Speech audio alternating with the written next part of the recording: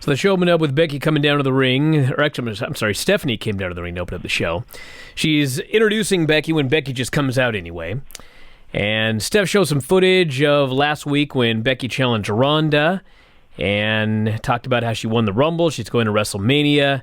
And Becky says, I'm going to slap the head off the baddest woman on the planet. Steph says, nobody wants to see you do that more than me, but I can't help but notice you're wearing a knee brace. Are you okay? Becky says, I'm fine. Steph shows footage of Nia taking out her knee and says, listen, I know you're all heart. You've been avoiding medical attention for 8 days. Becky says, I won the Rumble on one leg. I'll fight anybody on one leg. No doctor is coming near me.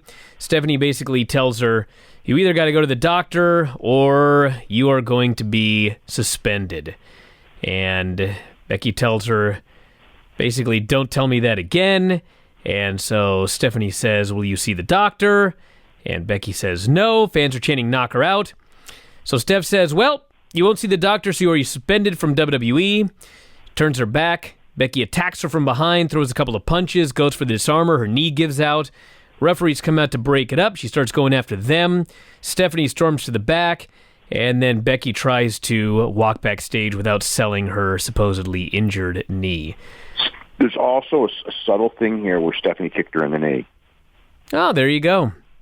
A lot of people watched this and thought that Becky came off as a heel. I didn't see that at all. I think they're trying. No. I didn't. No. I didn't see that Becky came off as a heel, but Stephanie didn't come off as a heel either. They're trying very hard. Although the idea very much is that when this gets going, that Stephanie is a heel, and they are doing. It is the beginning of a kind of a Stephanie in the heel thing, trying to hold down Becky because they only know one way to do to do this. And but Stephanie wasn't. I mean, to me, even though like it was done to get people to boo her, Stephanie didn't do any. Like if you really analyze it, like Stephanie wasn't a heel here at all. I mean, she was doing the responsible thing. Yes, you're right. But in the world in the universe of WWE, if you're an authority figure that is trying to tell one of the stars what to do, even if you're telling them what you're telling them to do is right, especially with Vince McMahon's mindset that you don't sell your injuries and this mindset from the 80s. I mean, in his mind, Stephanie is being the heel here. Oh, yeah. It's definitely set up a heel dynamic with Becky and Stephanie. And even, there's it could go farther later. I don't know that it will, but I mean, it could. It's been out there, but for right now, it's not going to be sooner. It's going to be. It could be into WrestleMania, coming out of WrestleMania, stuff like that. Real quick, by the way, before I forget, there's going to be a superstar shakeup. It would be the week after WrestleMania. It'll be the 15th and the 16th, both shows in Montreal at the Bell Center. So that's when they're going to, they always do it right around then. So that's when it's going to be. So Becky runs into Ronda backstage, who is booed a lot. And she says Becky tests her level of professionalism every time she sees her. Ronda says, I'm a pro. I'm here to sell pay-per-views. What you did tonight, hitting Stephanie, was unprofessional. You potentially screwed up our main event. She says... Wait a minute, though. How can Ronda say that? Because Ronda attacked Stephanie when she came in, too. Well, that was a long time ago, Dave. Wasn't that long ago. There was no WrestleMania main event on the line. Actually, there was. It was that match with Stephanie. What are you talking about? It was that match with Stephanie. That doesn't count. This is a different match. Anyway, she tells her to... No, it's the same. It's the exact same storyline. No. This is different. She attacked Stephanie to lead to a match with Stephanie. This match is Becky and Ronda, and Becky is putting that match in jeopardy by attacking Stephanie. She's right about that. Yeah, but it's also probably leading to Becky and Stephanie. That's down the road there. But one thing at a time. But it's the same. It's the same dynamic. They want to get. You can say two ways. They want to get a babyface over, so they bring in Stephanie to get the babyface over. Or you could say they have a super over babyface, so they bring in Stephanie to be in the program. So it's a little of both. Anyway, she says this line about quit showing up for your weekly violin session, go home and rest, quote, so you can finally receive the beating even your moping woe is me ass won't find some new reason to lament about. What? Yes. I realize she talks like this, but can someone else talk for her or something? These lines are terrible. Yeah, I actually loved the whole first start. I loved the Becky Lynch, Stephanie McMahon segment. I thought it was absolutely great. The first segment was very good. Ronda was very good when she said ice and Advil, bitch. That was a great line. But that other line was terrible. Yeah, I thought the whole dynamic of, it's not so much what she says, but I thought that, the thing with Ronda is the delivery, which is sometimes good and sometimes, depending on her nerves and things like that, it's sometimes really good and it's sometimes not. But I think that, the one thing is that Ronda is able to channel, and a lot of MMA fighters never can do this. I watch Ronda Rousey and do this stuff, and I believe that she hates Becky Lynch, knowing full well that she doesn't. But I watch it, and it's like, even when it's like you just get that thing because of her face and everything like that, and that's what you want. I mean, I'd rather have that than somebody who enunciates their words perfectly or is scripted better or whatever. It's not about enunciation. It's about saying something that your normal person could believe that another human being would actually say. Okay, but I would rather have this than The Miz, who was absolutely totally fantastic with John Cena a couple of years ago at WrestleMania. One of the just absolutely great promos all the way through. But we come the day of that show, and that match had no heat because nobody bought the match. They just liked Miz. They were entertained by the build-up.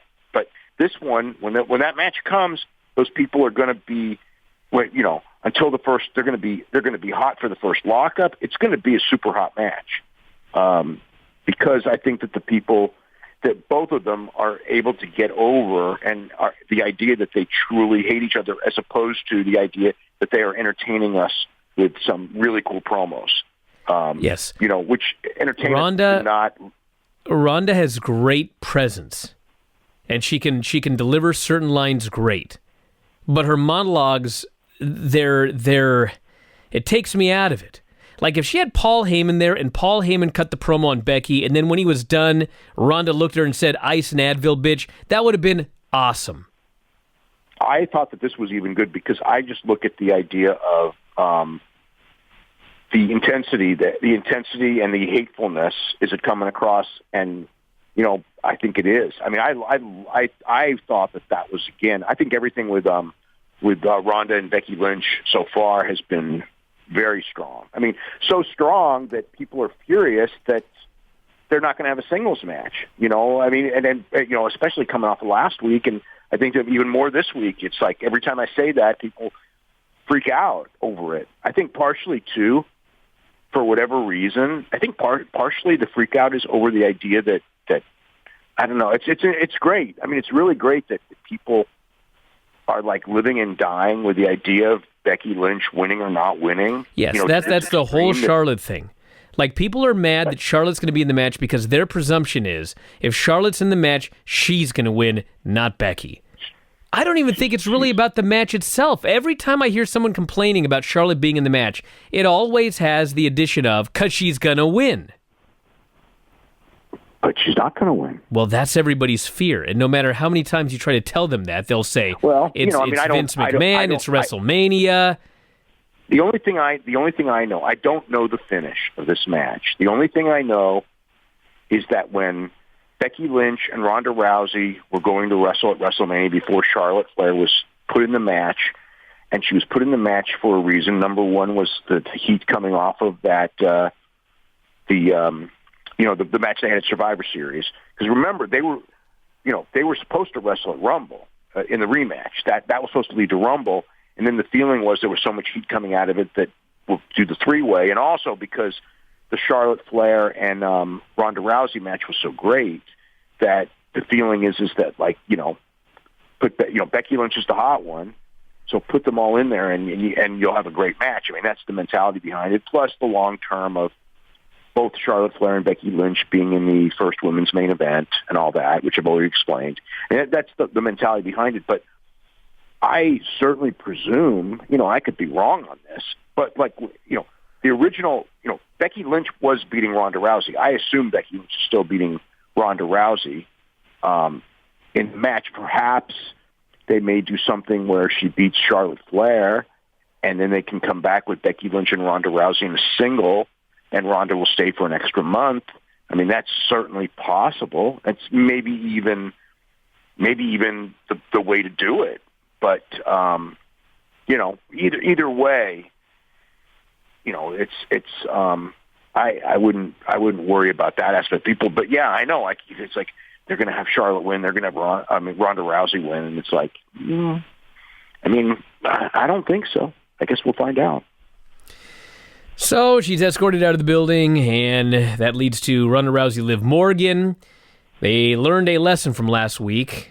That is, they kept it short. This was very short. They did one spot. Ronda armbarred her for the submission, and then Ronda. That's what they should. That's what they absolutely should be doing with these Ronda Rousey TV matches. Even if she can work, this is the type of TV matches that she should be having. Yes. So Ronda then cuts a heel promo, yelling at the crowd, yelling at Sarah Logan. Dares her to skin her like one of her rabbits. So Sarah Logan gets in the ring. Ronda tries the armbar. Logan's pulled outside. They go to commercial. They come back. Ronda makes comeback, armbars her, and wins. Riot Squad's about to leave. Ruby jumps up on the apron, thinks about it, leaves. And they go backstage, and Ruby says, "My friends are hurt. They need me. I didn't run away from anything. I can beat Ronda for the Raw Women's title. Ronda's going to have to wait." So it appears that may be the Elimination Chamber match. We'll see. Yeah, I think that's the elimination. I mean, that was the impression that I had before, and watching this kind of confirmed it. That it's just it's a win for it's just a win for Ronda. Everyone knows it. Because WrestleMania season, it's just a match for the pay-per-view, and hopefully they can work it out, and hopefully in Ruby Riott can get the rub from losing, so to speak, which sometimes does happen. Oftentimes they say it and it's bullshit. We'll see how it works. We had Sasha and Bayley doing a promo with Charlie, and Charlie says, Charlie I swear she did a promo all dressed up, and then she did another promo not dressed up like 5 minutes later, like they did a pre-tape and they made her change. What was the deal there? I don't know. Maybe just a wardrobe change in the middle. I don't know. She says both of you have suffered. It was too quick. It was like they must have taped it either a different day or earlier in the day. I don't know what was going on. Says both of you have suffered devastating championship matches to Ronda Rousey. Will these failures have any bearing on tonight? Sasha's losing her mind, so Bayley takes over and says they're going to win the titles and make history yet again. Alicia and Nikki show up, says they're going to win later tonight. Nikki says nobody wanted to play with me, but now Alicia does. Don't cross the fox. So add Nikki Cross to the list of heels on this show. I did some math. Maybe not math. I counted. We have 11 heel females on this roster and 3 baby faces in the women's division. Sasha Banks, Bayley, and Natalya? Sasha Banks, Bayley, and Natalya are the only 3 baby faces aside from Ember, who is out of action. Ember Moon's hurt, and yeah, pretty much. I mean, Ronda is technically slotted as a babyface. They just know that she's being heel for this program, and people are booing her. Dana Brooke has been a babyface. Dude, Dana Brooke said she's a heel. I do think Alexa's turning babyface, though. Alexa Bliss was definitely positioned as a babyface tonight. Yes. I'm trying to think of who else. That's it. Nikki Cross go back for the thing with Nikki Cross that I don't like is that she's playing this character. Okay, and if you watch NXT, you know the character. But if you don't watch NXT, you don't. You're like, what is she? Who is she? What is she? They needed to introduce her much better. I could say that about everyone. They needed to, like EC3, one of the best promos in wrestling. So let's introduce him by having him. This was weird, but he did beat Dean Ambrose later. But still, that was really weird. But they have like the floaters and things like that. Go back and forth. So like Dana Brooke, they kind of like whatever spot they need, they are. But yeah, they got a weakness on the babyface side, on the women's side for sure. Lucha House Party Heavy Machinery Revival B team for the #1 contendership. Rude and Gable watching on backstage. We had a 8-way at the end. Everyone hit a big spot. Otis got a blind tag. Caterpillar on Bo. Axel broke it up. Heavy Machinery went for their finish, but dashed Lowbridge Tucker. And the Revival hit the Shatter Machine on Bo for the #1 contendership. There you go. Well, so we'll get that match. I mean, they tore it down at some of the house shows. I heard people just raving about the Rude and Gable Revival matches. So so that'll probably be also on the Chamber pay-per-view. And it's the same thing. The idea is they want to make the tag team division bigger, and they don't want those guys leaving. They're not. Look, they're not going to leave for a year plus. So there's no point in burying them this early.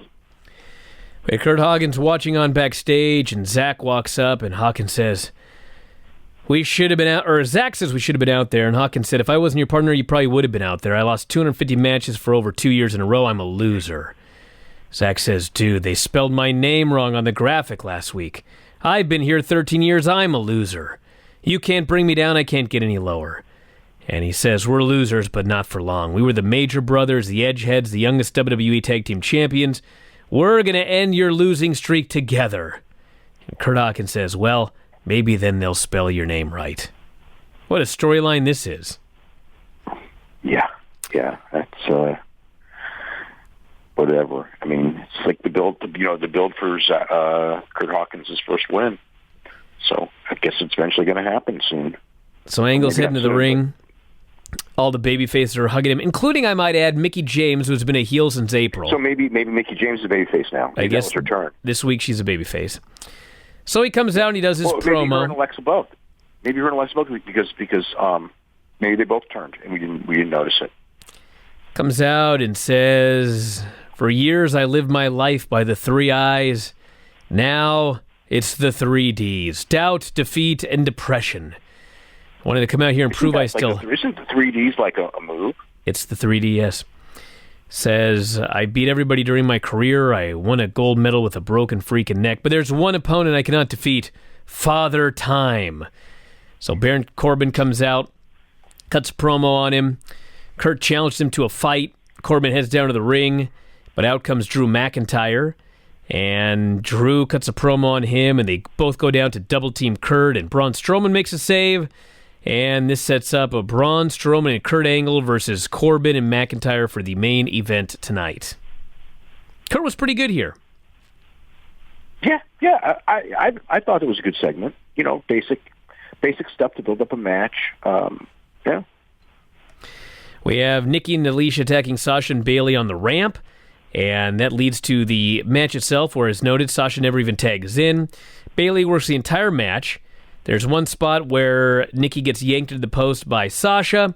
Bayley throws her in the ring. Schoolgirl gets the pin. So Bayley and Sasha, so far the only babyface team out of 5 teams in the Elimination Chamber. One more to be added tomorrow. There'll be one more. I mean, there'll be a SmackDown babyface team, I'm pretty sure, announced tomorrow. What was the team? I don't know what the team will be, but it might be like Lana and Naomi. It was announced. It was Naomi and Carmella. Oh, they did announce them. Well, they didn't announce it, but there was advertising out listing those two, which of course doesn't mean much. They could change it tomorrow, but that was the advertising. Okay, so if it's that, then who does Asuka face the pay-per-view? Don't know. Yeah, I don't know either. We have Apollo Crews randomly interviewed about Kurt Angle, and Drake Maverick and Akam come up, and they have words. Razor. Akam's the one who's hurt. This was the tall one? It looked like, I know, it did look like Akam. Yes. Yeah. But Razor's the one, I think. Akam's the one who got hurt. So we have Jarrett with the Road Dogg versus the Drifter. Jarrett didn't have his hat or his jacket tonight, but still had his 90s music, 90s catchphrase.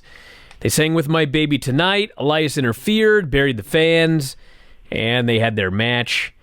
Basically, Jeff made his comeback. Road Dogg tried to interfere. Drifter punches the Road Dogg off the apron, turns around, and pins Jarrett with his finish. I was like, what? This is a SmackDown head writer involved in that finish that made both those guys look like geeks. And then they jumped the guy from behind, and oh my God, they just laid him out. It was weird. So to recap, the heel won clean in the middle after thwarting cheating by the babyfaces, and then the babyfaces double-teamed him and left him laying. Yeah, especially since the babyfaces really don't need to be on TV much. I mean, Road Dogg, it's great for a quick nostalgia thing, and the people get into it and everything, but it's definitely something that should not be a regular thing. Well, look to me like it's not ending. Could be wrong. And maybe they're going to go all the way to the pay-per-view, like a tag team or something. Who knows? Who's the partner going to be? The Honky Tonk Man? Who could the Drifter team with against Jarrett and the Road Dogg? The Honky Tonk Man, the thing is, to bring the Honky Tonk Man back, he'd be babyface right now. And plus, he's really old, and they don't really like to clear people. I mean, Honky Tonk Man's in his 60s, and because of Steamboat and some of the other guys, Lawler, they really don't want to put guys that age in the ring. Guess we'll see. Dana met with Natty. This was a goofy comedy segment. Dana's saying, "Sorry about what happened last week. I bumped into you and we lost our match. I apologize." Natty's ignoring her. Dana says, "I know I said I was better than you. I was just pumping myself up." Natty's ignoring her. Dana says, "Fine, I'm going to go talk to a McMahon. I'm going to get a match against you next week to prove I belong here." And she storms off, and Natty reveals she had her earbuds in and didn't even know she was there. They announced Ric Flair's 70th birthday celebration 3 weeks from now in Atlanta on his actual birthday, 70 years old. Yep. In Atlanta, his hometown. That's where right. He lives now. That's right. Yep. We have Charlie with Finn, and he says, "The Irish are stubborn when wounded. My elbow hurts. My ribs hurt. I was told I should stay home. I took the best punishment they had. I'm still standing here. I'm not going to be pushed around, not going to be held down. And I won't stop pushing forward. I'm going to take the fight to Lashley, just like he took it to Lesnar, and I'm going to take his IC title." Where's Stephanie to tell him he can't fight? Yeah, no kidding. I guess. Well, no, he saw a doctor and he was cleared. They even said that. Oh, there you go. They said he'd been cleared, but he probably shouldn't have come. This is a pretty damn lenient doctor. His ribs are all taped up. His elbows all messed up. Isn't that like a total contradiction where they said, like, he's cleared, but he shouldn't be wrestling? Yeah. And, like, that sounds like don't clear the guy. Yeah, I guess Becky's hurt worse than he is. That's true. That's the gist of it. So he comes out for his match, and Lashley says, "You had a title match last week against Brock. You couldn't beat him. I'm better than Brock. I could beat him in an amateur match, a wrestling match, in the octagon, in my sleep." So are they doing Brock and Lashley? What are they doing this match? There were no plans for it last I heard. Why the hell is he out here cutting a promo on Lesnar every week if they have no plans to do this match? What's wrong with these people? I guess that's just the direction that they want to take it. I think that Bobby Lashley probably... I don't know that he could beat Brock in an amateur match. I'm pretty sure he wouldn't beat him in an octagon. What was the other place he said he could beat him in? Pro wrestling match? That's scripted.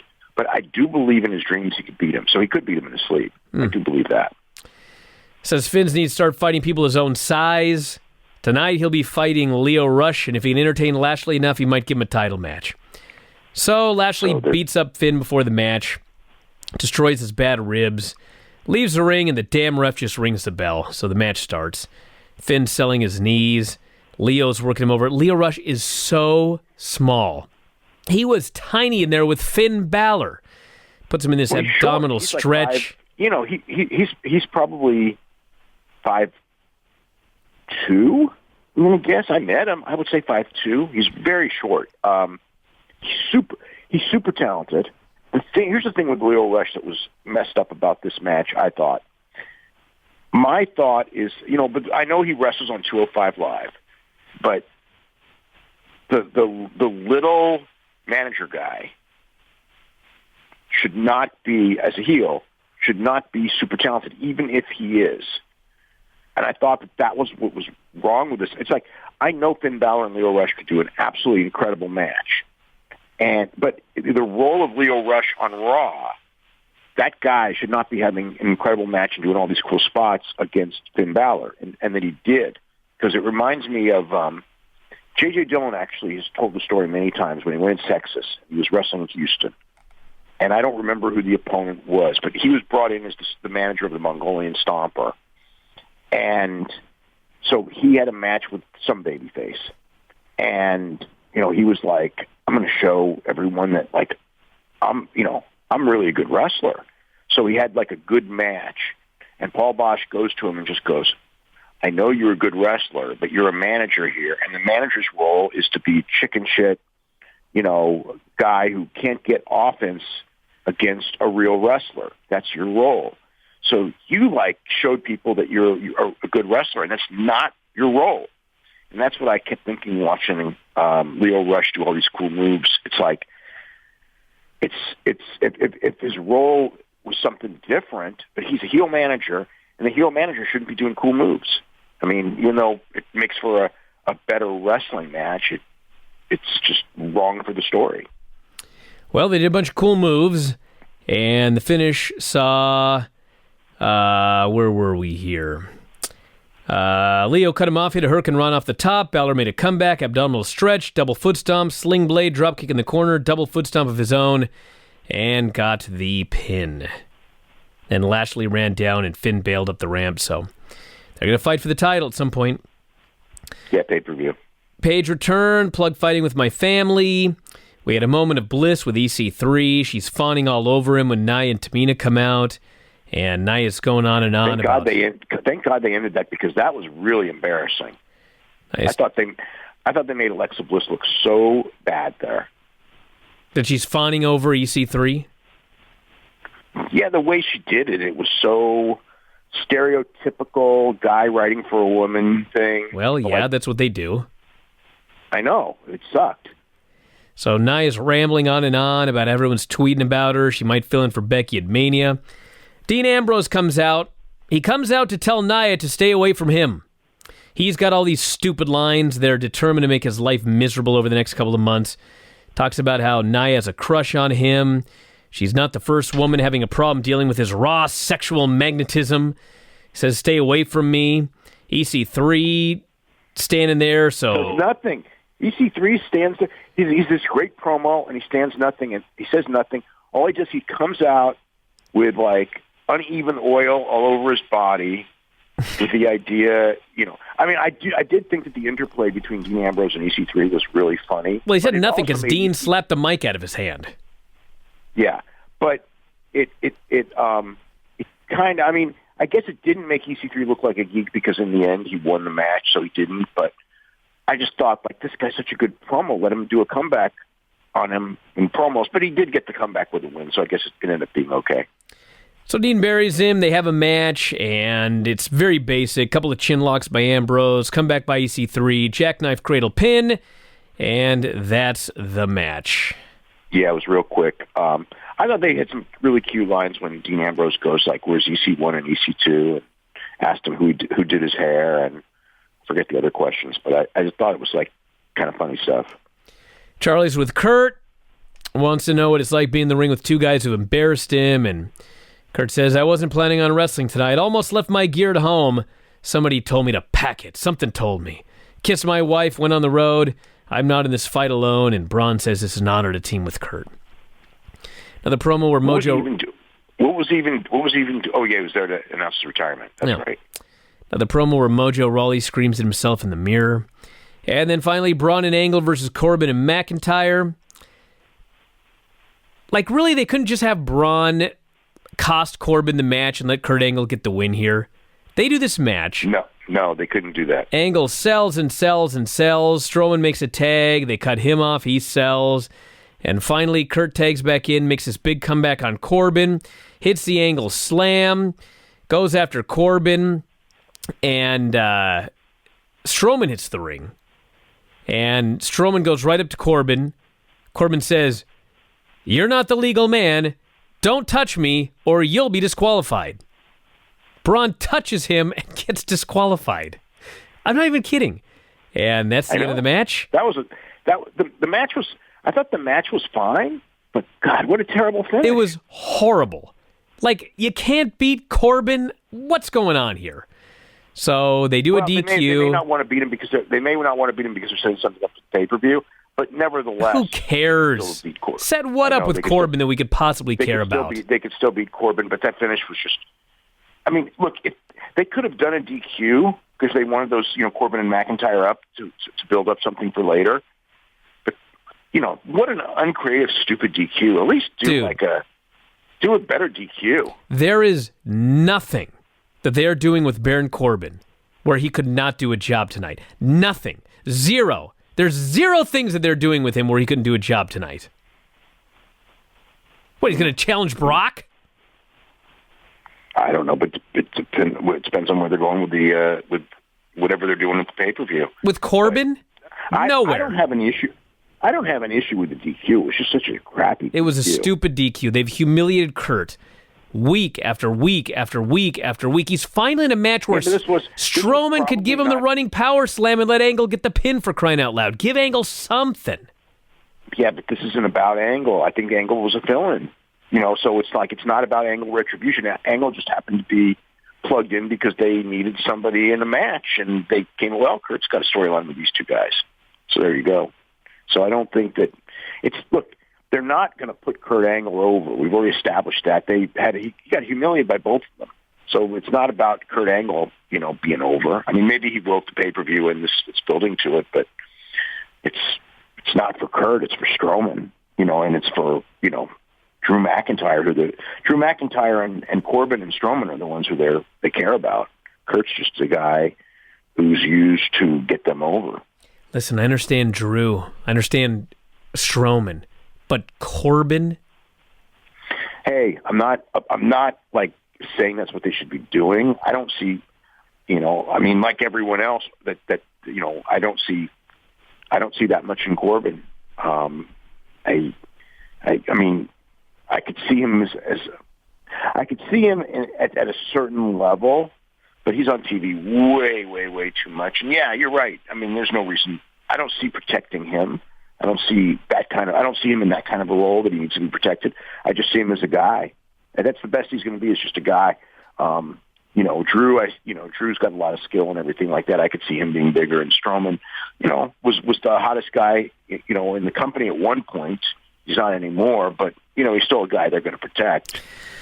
All righty, this Raw show Monday night, the main event angle. In storyline, Vince McMahon has removed Becky Lynch from the WrestleMania main event with Ronda Rousey, and it's now Charlotte versus Ronda Rousey. So they're going full bore into this storyline here. So anyway, the interesting thing here is that a lot of people think that Vince is doing this because he's playing off the internet feeling that Charlotte is, like the company person and all that, so to get heat with people in that way. But in fact, that's not the case. It was just the way the story was written before any of that stuff happened. So it wasn't even that they were expecting it. It just worked out in their favor. The way, but the thing has been basically this has basically been laid out from, a long time back. What do you think of this show? It's bizarre. I really loved the Revival match with Chad Gable and Bobby Roode. I thought Chad Gable looked fantastic. I thought the Revival looked great. Bobby Roode looked good. I thought that there were points in the show where I thought that they were going to have some really bad quarter hours. And, it was, some of the stuff was, the beginning and end with Becky Lynch. I think that was really effective stuff. She's over. And, they have a real depth issue on the card. And my God, the introduction of those new characters has been, if I say awful, I'm giving them too much credit. It's been WCW awful. I think, is that the way that the right term? I mean, Lacey Evans has disappeared into the abyss. Oh, dude, after the Royal Rumble. I mean, holy smokes. Yeah, so she's disappeared. And then Otis and Tucker are doing okay. They're okay. EC3, he turned heel and then he lost to Dean Ambrose. Yeah, what the hell was going on with that segment? That was like a segment that I thought... That was Twilight Zone shit. They did that to hear us bitch about it on this show, because there's like no other reason. Why was Dean Ambrose a babyface all of a sudden and EC3 was a heel? Out of nowhere. No shit. Same thing as Elias and Rusev. It's just the new Twilight Zone booking that they're doing. I mean, it sucks. You're telling me? My God! Imagine if you're EC3. Going. So. What I can tell you as far as Dean Ambrose goes is that, and this is like really weird, but this is the basic gist of what happens. Like before, when the word would get out, when the word usually gets out that someone's leaving, the fans kind of turn on them for deserting us. You know what I mean? Like the WWE, they're deserting our precious WWE. So one of the things they did to get ahead of the story, so to speak, and they announced that Dean Ambrose was leaving. So then what happened at all the shows is people started cheering Dean Ambrose for wanting to leave, which is really weird. So they figured that they're cheering. I think you watched his segment tonight. It's that turn. That turn was ridiculous. I don't even know. Well, I mean, I do know that they had something scripted, and Dean wasn't feeling it, and Dean did what he did, and my God, was it bad. So Dean turned babyface by essentially wishing Seth Rollins luck in his match with Brock Lesnar. And then he was a babyface in a match with EC3, and he beat him, he just beat him in like a couple of minutes in like a total nothing match that did nothing for EC3. I mean, he's leaving. EC3 is just starting. I mean, I cannot explain logically any of this. It's. I mean, I explained some of it, but even then, I cannot explain why EC3 would have lost that match. I mean, just there's no explanation at all. I mean, at least with Nikki Cross losing to Ruby Riott, I wouldn't have made the match. But if the match was made, that's the only result you could do, because Ruby Riott needed to win because she's wrestling Ronda Rousey on the pay-per-view. I mean, it does Nikki Cross no favors. It doesn't kill her, but it's still dumb booking to beat her like that so early before she's even established her character. But it's not that bad. But EC3 losing, it was, I mean, I'm not saying it's that bad too, but it's useless, it's stupid, it's needless. You don't do 50-50 with the guy who's leaving against a guy who's on his way up, except he's not on his way up. I think that's the moral of the story. I think that EC3 has already been typecast, and the deal with him is like, the guy's a great promo, and we've seen him do no promos, and he didn't do a promo tonight either. So it opens up with Steph and Hunter coming out to open up the show, and they announce the women's tag team chamber match and who's in it. They announce the men's elimination chamber match, plugging Mustafa Ali, who apparently is not in the match. So Mustafa Ali suffered a concussion on the show in Fort Wayne last night. So that's the story on Mustafa Ali. So in theory, they're going to be, unless he gets cleared on Tuesday, because it's a concussion and you never know. But if he doesn't get cleared on Tuesday, then they will be forced to, you can't then risk the idea that he's going to be okay by Sunday. And plus, they're going to do this gauntlet match with everybody. So they got to plug someone in. So, I have not heard who that would be. I mean, Rey Mysterio and Andrade would probably be your leading candidates for the spot. I think you could possibly go with Nakamura. I don't think, although Nakamura is probably going to be in that three-way, but they could take him out of that program and put him in, or Rusev. But yeah, so it's. I thought originally that it was after effects from the Orton thing. I mean, his eye was already a mess, but it's actually a second injury. So he's having a really bad week. So Becky comes out, and Hunter says, "I want to apologize for claiming you faked the injury. You saw your doctor, and our doctor agrees that your knee is all right, no tear, no structural damage, a few weeks of rehab. You'll be cleared, and thus your suspension is lifted. Your WrestleMania match is on." Steph says it's official. It can be one of the greatest matches in WrestleMania history. That match will take place if you can do one little thing. They want her to apologize. We apologize to you, they said. The fans, they want you to have this match. You need to apologize or no match at WrestleMania. So the period of like the fans being the authority figures and the McMahon's being babyface, it's like it was never going to happen. It's like completely gone now. They told you a story. They told you a lot of stories actually during that period. Okay, so all the big changes? There were no big changes. They told you a story. There were no changes at all. No, none.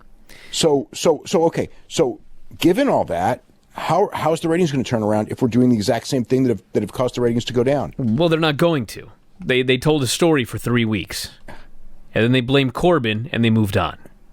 But the ratings are barely up from Corbin, and yes. if you factor out football, they're probably actually down. I mean, well, SmackDown's down.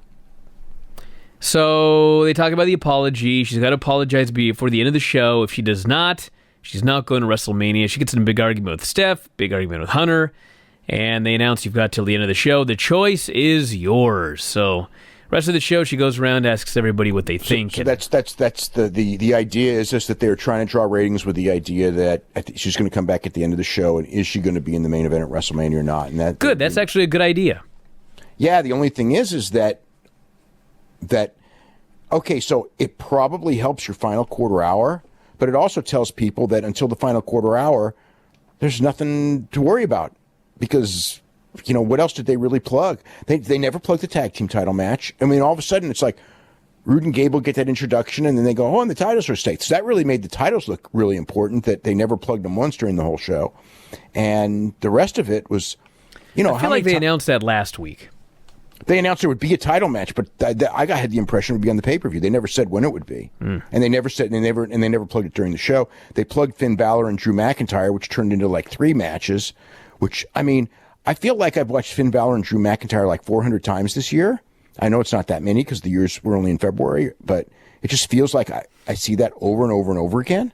So it's kind of like, I mean, it's fine. There's nothing wrong with it, but it just hit me in the face watching 3 matches in a row with those guys that there is some real depth issues here. And they have there's more talent under contract to WWE, real good talent, than at any time in the history of this entire company.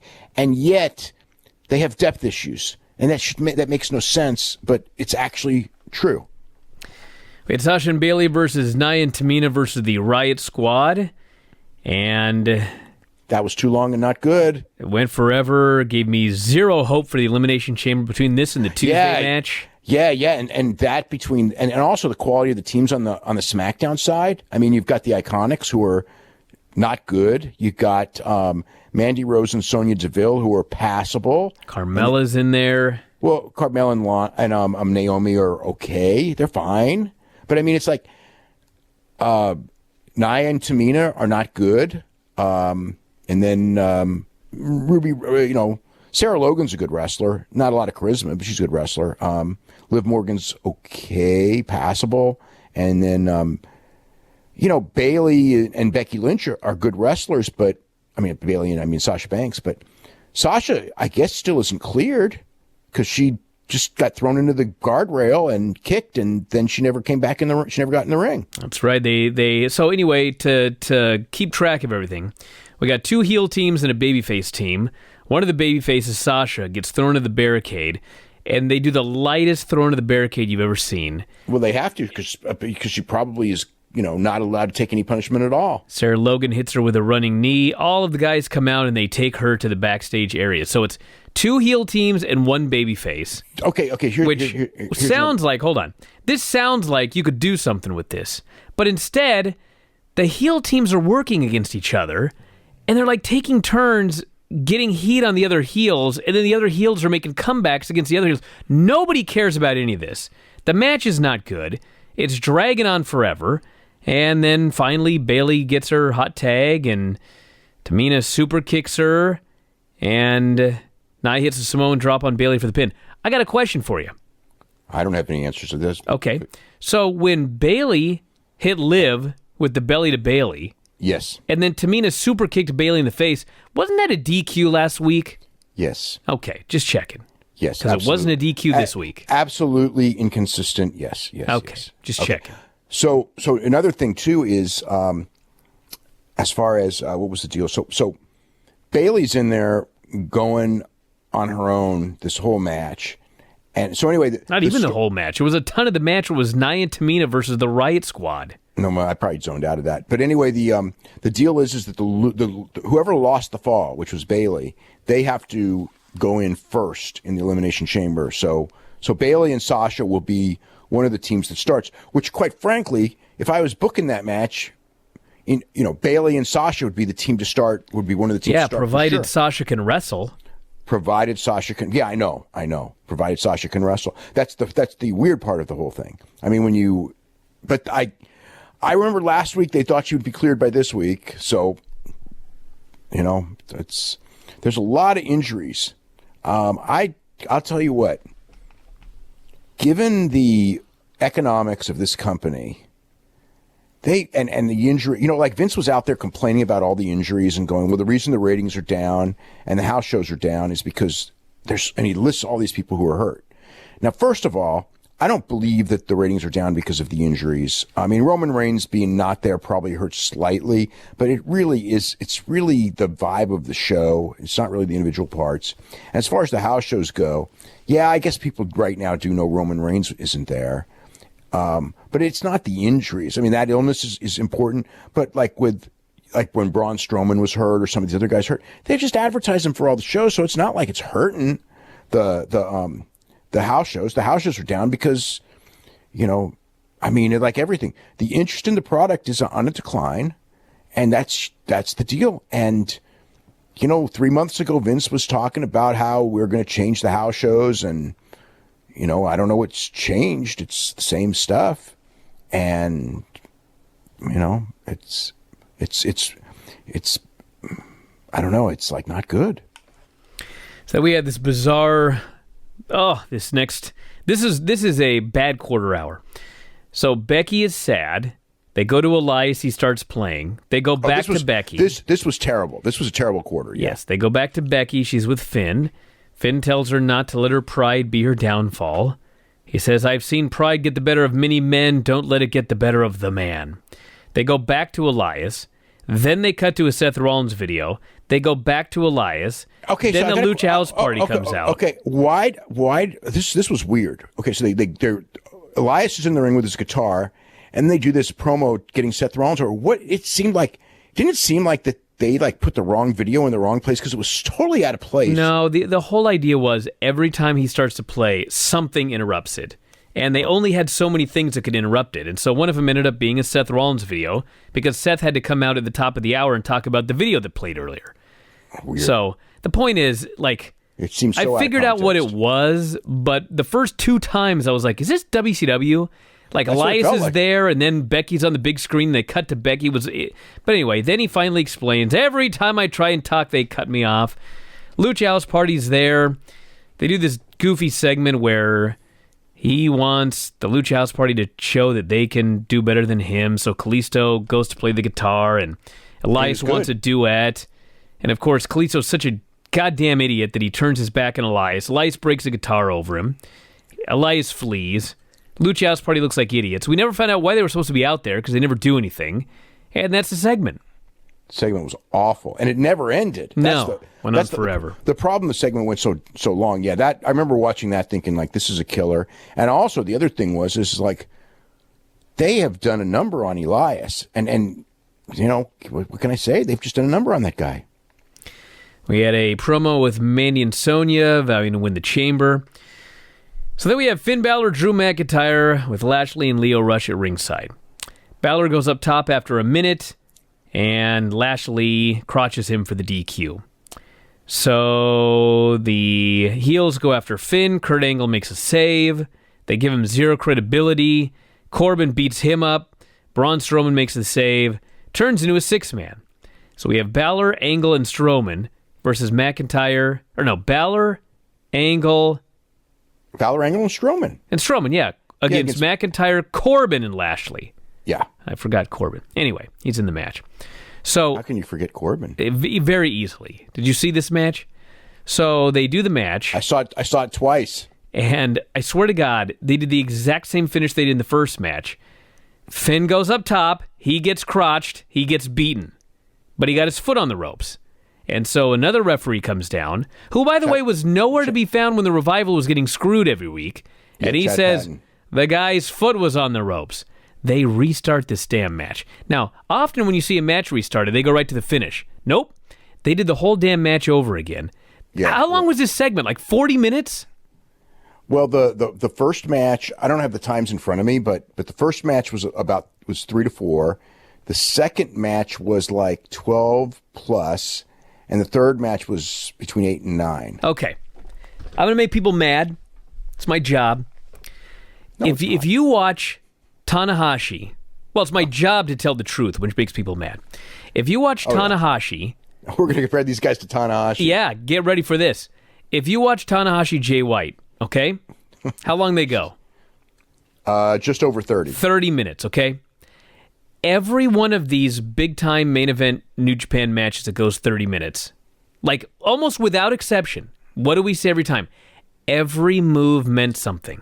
Every move meant something. Everything that they did meant something in the context of the 30-minute match, okay? You know what? The other hold thing on. Okay. If you're going to do a match that goes 30 minutes and every move matters, then knock yourself out. Tanahashi Jay White was a great match.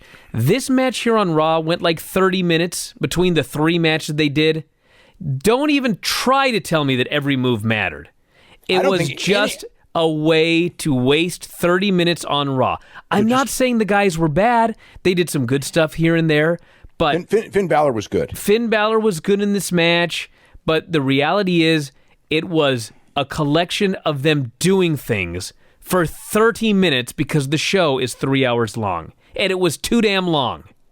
Look, we know that that one of the deals with WWE programming is it's stopped being about quality and it's more about filling time. And that's what this was. And the money is guaranteed. It was filling time. They're just out there filling time. And the weird thing, to me is that, like, everyone who's a wrestling fan, I don't say everyone, but a lot of wrestling fans have figured out, basically, I don't even think that it's like, I don't even think that it's like you have to be that perceptive to see that they're declining. Now, granted, they're not falling off a cliff. They're declining slowly, and they'll unless something changes, unless they make a new superstar. Which, by the way, based on the way they brought up these last crew of guys, they're not. If somebody gets over as a new superstar, it's going to be a miracle at this point. Well, it's going to be it's going to be like Steve Austin, where they just somehow get over on their own. It isn't going to be because somebody handpicks them. Is there anyone? Do they got any handpicked guys that they're going to do something with? No. I'm trying to guys coming up. Let me see. Velveteen Dream, they may do something with. I could see them going pretty far with him, but I could also see him being EC3 because everyone else is when they bring them up. But as far as anyone else, who else is in there? Matt Riddle? Oh man, he's going to have a great year in NXT, but after that, I could see him being EC3 too. And we're going to go like they blew it with Matt Riddle. And now I'm jumping ahead. They haven't blew out with Matt Riddle yet, but I'm just looking at the odds and the of everything, and it isn't good. All right, so then we had Kevin Owens in a bowling alley, and he's spending time with his family. He's bowling. I thought he's coming back as a babyface when I watched this. So, he is. That was the. But okay, so Kevin Owens goes in there. He's at the bowling alley, and then he rolls a gutter ball. Okay, so I guess the idea is, he's the anti-Mr. Perfect. So I guess the idea is that Kevin Owens is your everyday guy. Like your next door neighbor who's a complete unathletic clod. And it's like, okay, that's nice and well and good. But it's like, do I want to pay money to see unathletic guys? I want to see special guys. I don't want to see guys who roll freaking gutter balls. That was like, I'm watching this going like, you're trying to make it out like, okay, this guy is just, you know, I mean, shouldn't the wrestlers in theory be portrayed as like athletes? I mean, I'm not saying that bowling if you is like, don't have a great physique, okay, then he should have bowled a strike. absolutely. So, like, the gimmick is he doesn't look like he's a killer, but goddamn, this guy's an amazing athlete. Right, that's Instead, how they got, he's out there looking like a normal guy, and then he throws a gutter ball. And I'm like, what? Less than a normal guy. I mean, how many guys really throw gutter balls? Like, once you're past the age of like 12. I mean, sometimes, but not really. I mean, and bowling is not even like this highly great athletic sport. I mean, anyone can kind of do it. But anyway, it's like I could. So Kevin was originally going to start back in April, and based on the vignette when they said in a month, I guess that means March, which means that he might get on WrestleMania. But maybe, you know, I don't know. Maybe they're going to bring in like Earl Anthony or somebody to feud with him. Becky promo. Charlie says, if you refuse to apologize, you're going to tell your fans. Well, what are you going to tell your fans? Becky says it's none of your business. Anyway, Nikki Cross, Ruby Riott, cut backstage to Ronda cutting a promo on Becky. This, by the way, is in the middle. Ruby Riott is getting a championship match against Ronda Rousey at the pay-per-view. Right. She's in the ring with Nikki Cross, and they just cut away from the match, like WCW, to show this interview segment backstage with Ronda and Becky. Ronda's yelling at her, tells her to man up, stop whining, start apologizing, even if you don't mean it. Just say you're sorry. I kind of like the Ronda thing there, because at least the story is like, you know, like, okay, go, you know, just go be insincere. She just wants the match. We just lie to him. Yeah, just lie to him and let us get our match. You know what I mean? Like, just play the game type of thing. Yeah. So they treat the match like it's nothing. They go back to the ring. It pretty much is nothing. It was nothing. I mean, and then Ruby beats her. Okay, so did this whatever? No, this did not help Ruby one bit. Yeah, I mean, I'm watching going like, okay. I mean, it didn't hurt Ruby, but it certainly didn't she didn't come across like someone who's going to be in a championship match in 6 days at all. And Nikki Cross, it's like, couldn't they just like put Mickie James in there? You know what I mean? Why does it have to be Nikki Cross? I have no idea. Yeah. Seth Rollins' babyface promo. He says, I got some good news. I'm not dead.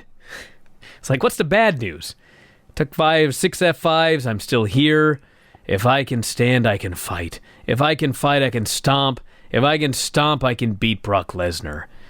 Then he bizarrely starts talking about how this might be his last match. So is he like really, I mean, I know he's got a bad back, but is he hurt? I mean, he must be hurting worse than they're letting on.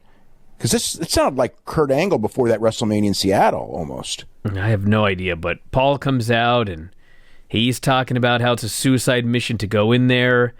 And all I got out of this, and I don't even know why bother, but Paul Heyman does the line about how you'll be the architect of your own demise. That's not a prediction, that's a spoiler.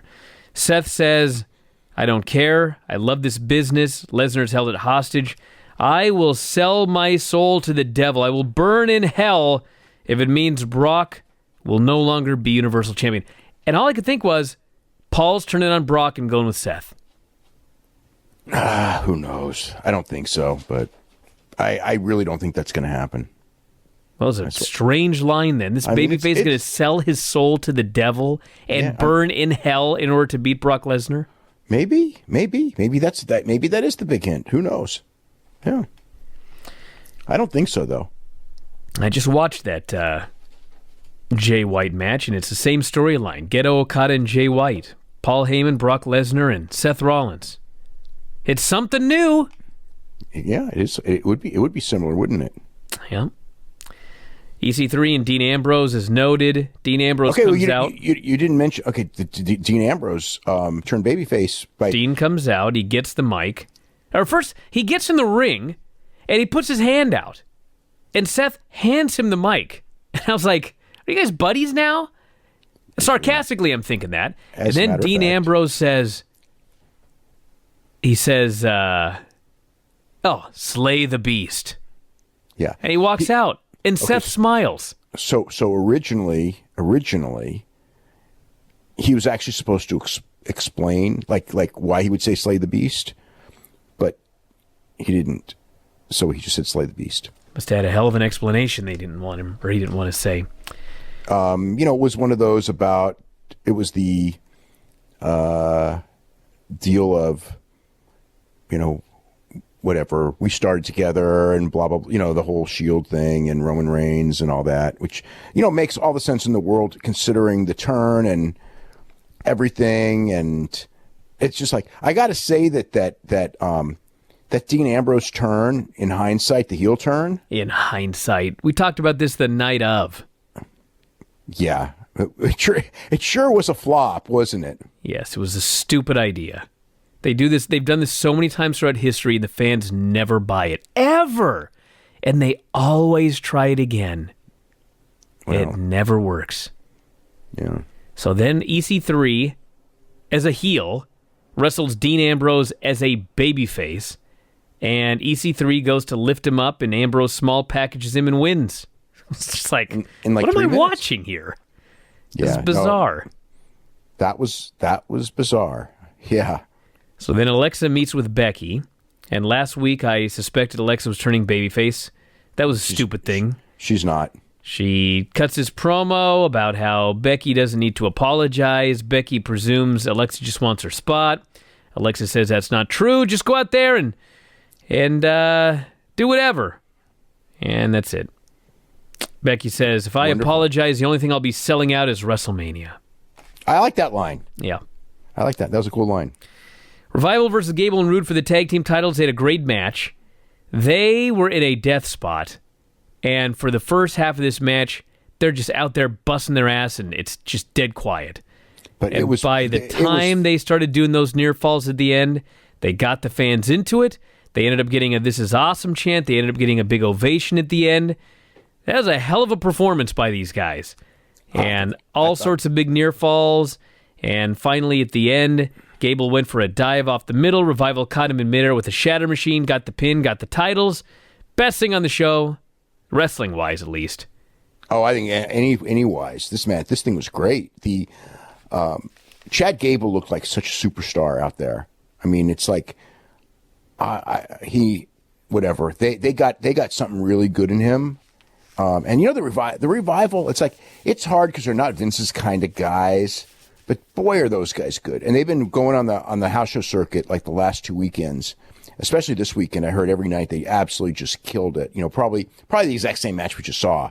So I can see why. And, at a house show where you're not, the house show crowd's going to be a lot more receptive because they're not burned out by all those long promos by the time they get there like they were here. So it's a lot easier to get the big reaction. I mean, you talk about having to work for your reaction and earn your reaction. This was it. And they worked for it and they earned it because this crowd wasn't giving them anything. And, Chad Gable was so great in this match. So then we had the main event. Becky comes out with Triple H and Steph. And Stephanie starts, I swear to God, she says, been a long night for all of us. I was like, sure has. Yeah, it's try watching the show. Yeah. In real time. Yes. She wants to know if Becky's going to WrestleMania or not. Hunter says, whether you believe it or not, we want you to be there. We want this to work out. She doesn't believe him. So, long story short, everybody, Stephanie was a total heel last week. Triple H was a total heel this week, or last week as well. They come out here, they're being heelish all night. Finally, now they're baby faces at the end. Finally, they demand that she gives her apology or whatever. All she has to say is these 2 words. Fans are chanting, suck it. Becky says, Steph, Triple H, I'm sorry. Fans boo her. Yeah, wonderful. Wonderful. So then the 2 heels offer a handshake, and she ignores them and says, this is over with. My plan is clear. My path is clear to Mania. Nobody's going to take my dream away from me. Hunter says, I wouldn't have it any other way. You're going to WrestleMania. And Hunter and Steph shake her hand, and they go to leave. And Becky is baffled. And she goes, that's it? And Hunter says, congratulations, you're going to WrestleMania. I'm sitting here thinking, all right, so now he's going to say, you're going to WrestleMania. in the Mae Young Battle Royal, but not the main event. But no, they shook her hand, and she's in. They're total baby faces now. She was in for a minute and a half. So she's all excited. She starts cutting a promo, and out comes Vince McMahon. Or Ronda comes out first, then Vince McMahon comes out. And he jumps the gun, probably because they were short on time. He starts coming out. They start playing his music. They cut his music. He starts talking. He says, "Before something silly happens, I got to get something off my chest." He then says, "Stephanie's right. This could be one of the greatest messes, greatest main events of all time." Well, there you go. But he says, "Becky, you think you're bigger than WWE, but you got a bad attitude. I don't like bad attitudes." That goes for you too, Rhonda. You're not the man, Becky. I'm the man. Sometimes the man has to make tough decisions. Becky, you're suspended for 60 days. Hunter and Steph might accept your apology. I'm not going to. Your suspension ends 5 days after WrestleMania. That means we need someone to take your place. Someone with charisma, charm, someone who knows their place. Introduces Charlotte Flair. And Ronda gets the mean face. Becky throws down the mic. She stomps around the ring. She calls it bullshit on Twitter. Charlotte comes out. Everybody boos. Vince raises her hand, says, "This is what you'll see at WrestleMania. Charlotte Flair, the new women's champion." Show goes off the air. Mm-hmm. Effective job making everybody mad. Yeah. Well, eventually they'll make everyone happy when they get Becky Lynch back in the match somehow. Yep. So that's Raw, everybody. SmackDown's got a gauntlet match with all of the men in the chamber match, and the winner is the last guy in. Mm-hmm. That's a stip.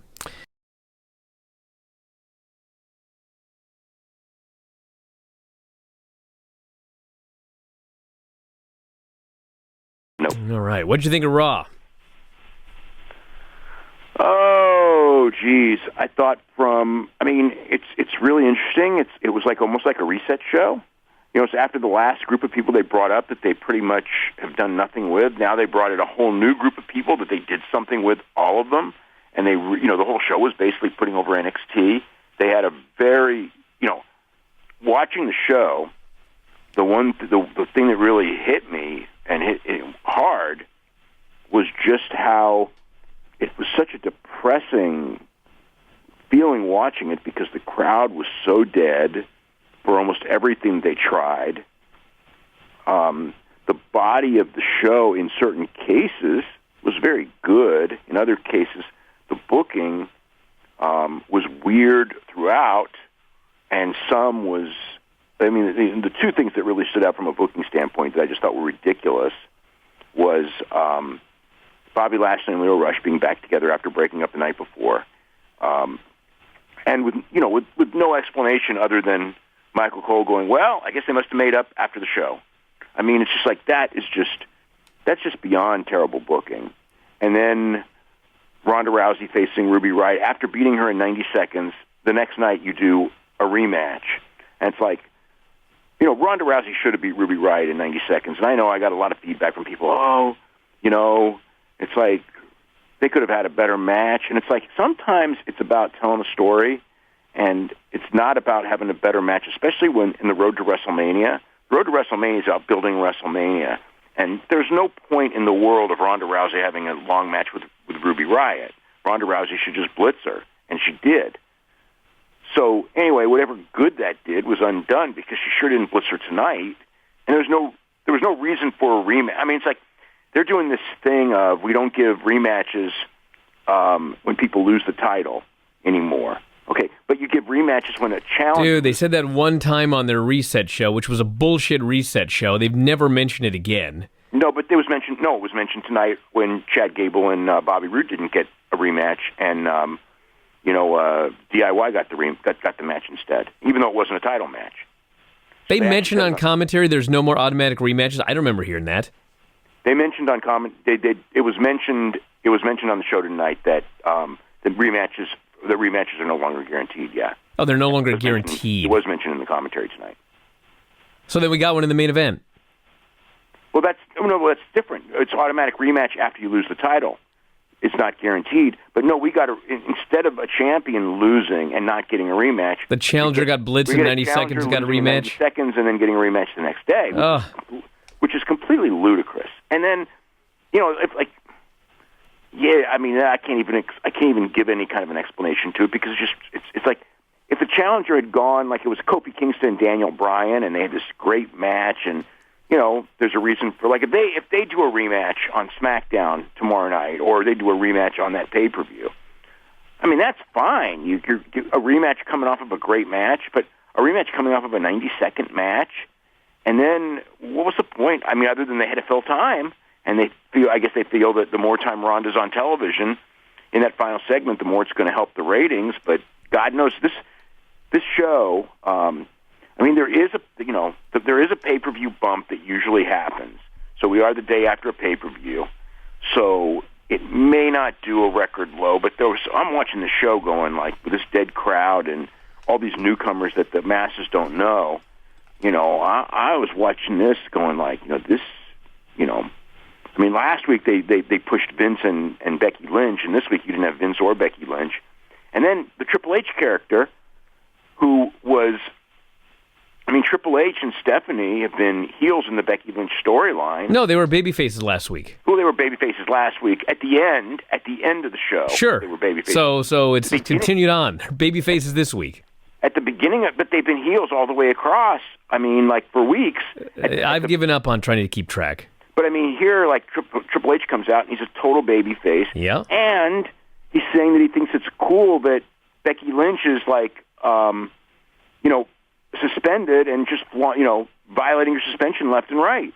Far be it from me to defend WWE on this one, but Hunter and Steph were the ones that reinstated her and walked away and were just going to give her the WrestleMania match, and Vince was the one that suspended her. Right. So Hunter and Steph didn't agree with this. But Hunter and Stephanie were browbeating her and bullying her for weeks before this. I know, but they changed their tune last week. I don't know why. Okay, that's okay, but they were still being heels. I know, but the segment ended with them baby faces. The segment last week ended with them as baby faces. So it is actually continuity for him to be a babyface this week. Now, why they turned babyface in the middle of a promo last week where they were browbeating her, I have absolutely no idea. But they did end that segment last week as babyfaces. Yeah, but then going in there and saying that it was great that she was violating her suspension, after when they put her on suspension, they didn't think it was cool then. Well, this was someone else's suspension. I don't know. Yeah, I mean, I just thought Triple H is going from he's still been a heel for weeks, and it wasn't just for the Becky Lynch thing. It's been in other angles too. He's been a heel, and then all of a sudden now he's Mr. Super Babyface, NXT guy, and all this on the same television, and then championing Becky Lynch. It's just like it's too much of a contradiction again. So anyway, I just thought the booking continuity storylines, I thought they really sucked. But there was some cool stuff. Ricochet's on the main roster, I guess. I was going to get clarification, but unfortunately my internet's dead, so I can't get that. But,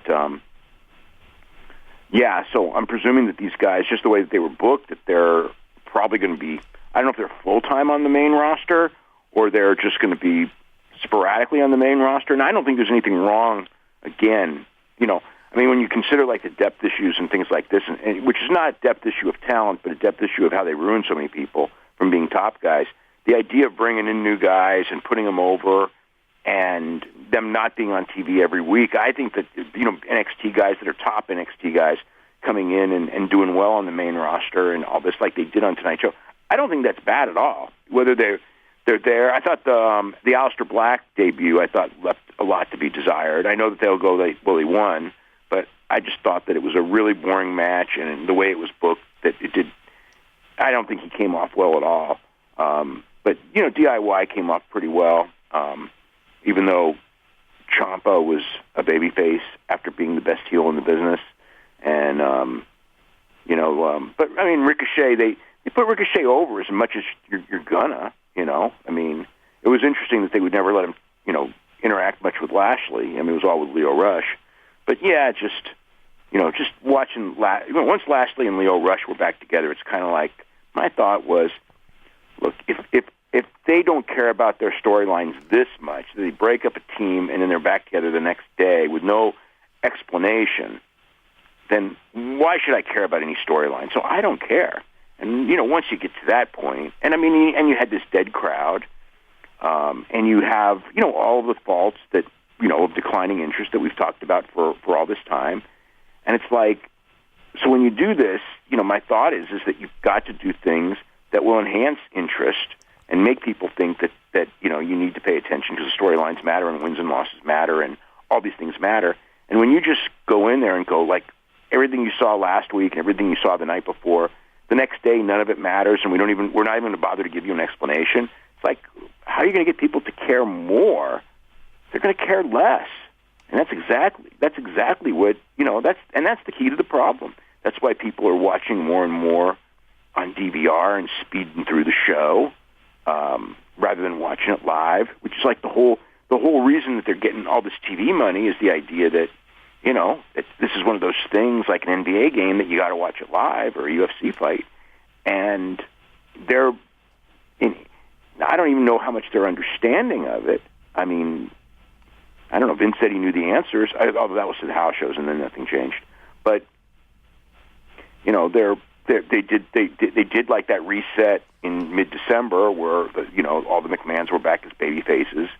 And now here we are in February and Triple H and Stephanie have gone from, Triple H has gone from super babyface to a heel authority figure again, back to super babyface.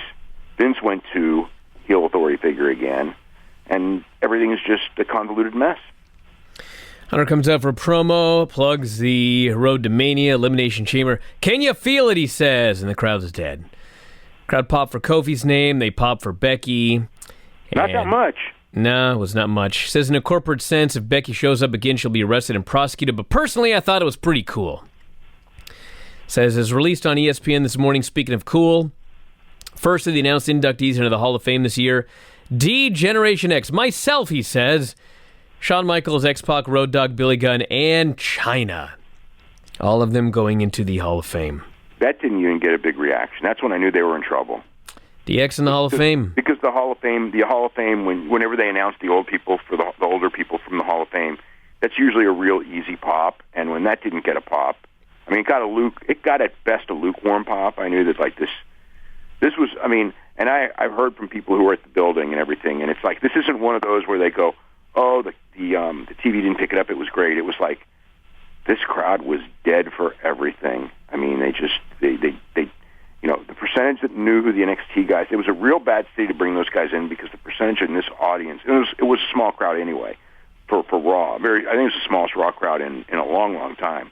But the percentage that knew who these people were from NXT was much lower. I mean, it's going to be low in a lot of places, but there's other markets where it will be pretty high.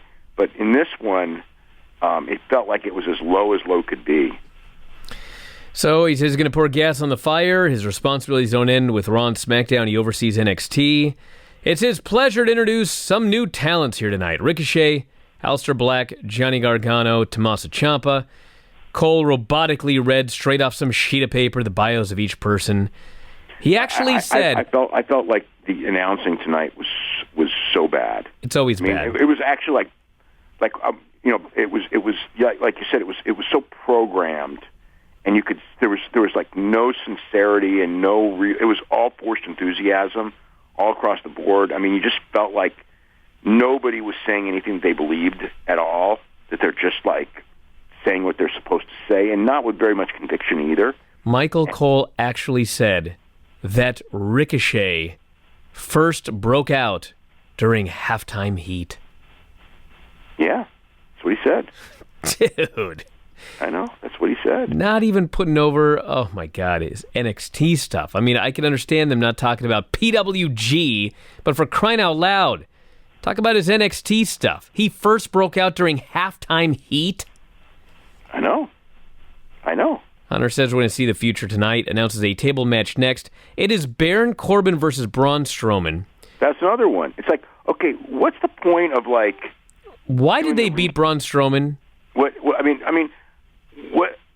okay, why did Baron Corbin win when he was going to lose the next day? Why didn't Braun Strowman just win on the pay-per-view? I don't know. They were so worried about beating Braun Strowman, and then they beat him, and then they were so worried about it then, I guess, that they had to give him his win back, which begs the question why you beat the guy. And this match was hideously boring. And nobody cared. And yeah, so we have a tables match. I think that the feeling is that maybe a tables match will keep the audience engaged on television. Well, and I mean, and who knows? Maybe it did, because people always chant, "We want tables," and you're guaranteed to get tables. But I just found this match. I mean, Braun. Braun's supposed to be one of the biggest stars in the brand. He's cooled off a lot, but man, I just found this match boring. And it went. How long did this thing go? 13 and a half minutes. Braun Strowman should never go 13 and a half minutes and sell.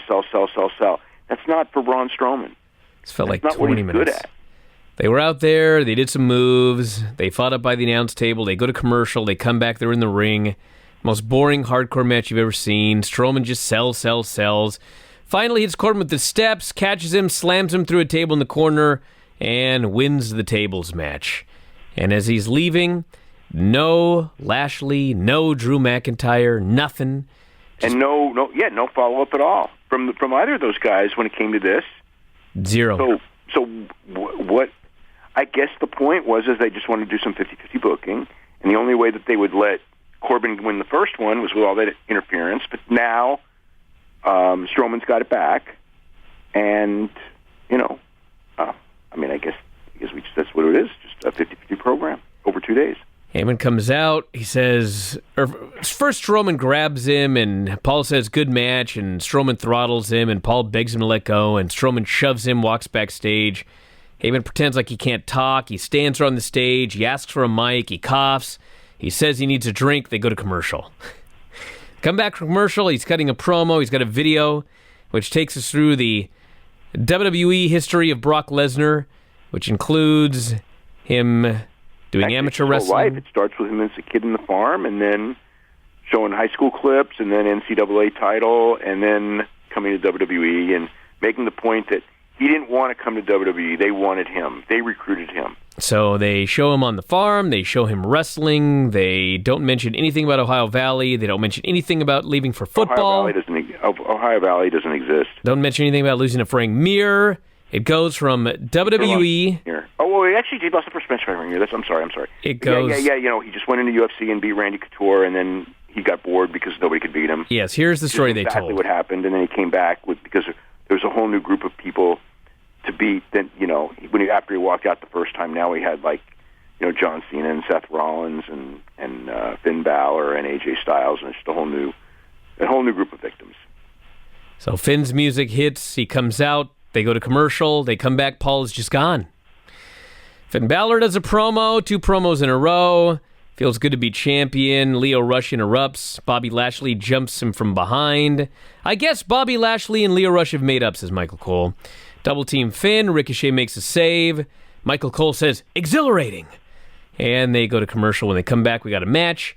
It is Finn and Ricochet versus Lio Rush and Lashley. Match was a good showcase for Ricochet, but it was just weird. We had Ricochet and Lio. I thought the match was good. I thought Ricochet was allowed to stand out a lot more than most people in their debut, and Lio Rush, knows how to work with Ricochet, that style to make him look good. But it was amazing that they did this long match, and they just kept Ricochet away from Bobby Lashley. They just wouldn't let them near each other. I think there was one spot outside the ring, and I think that may have been it. He only worked with Lio Rush for the most part. We had Ricochet and Lio doing spots early, and then Lashley threw Ricochet around for a while. And then Ricochet made a comeback and hit a big dive to the outside. And they got the heat on Finn for a while. Then he made a comeback. Then they got the heat again. They went to a commercial. Came back. He hits a double foot stomp on Lashley. Makes a hot tag to Ricochet. He makes this big comeback. The director had no idea what to do with Ricochet. He's desperately trying to capture all the action. He's out to lunch, zooming incessantly. And finally, Finn took out Lashley outside. Ricochet hit the 630, got the pin. And it was a good match. It went longer than it needed to, but very good finish. And they made Ricochet look like a star. We had Hunter talking to Naomi backstage, or Natty.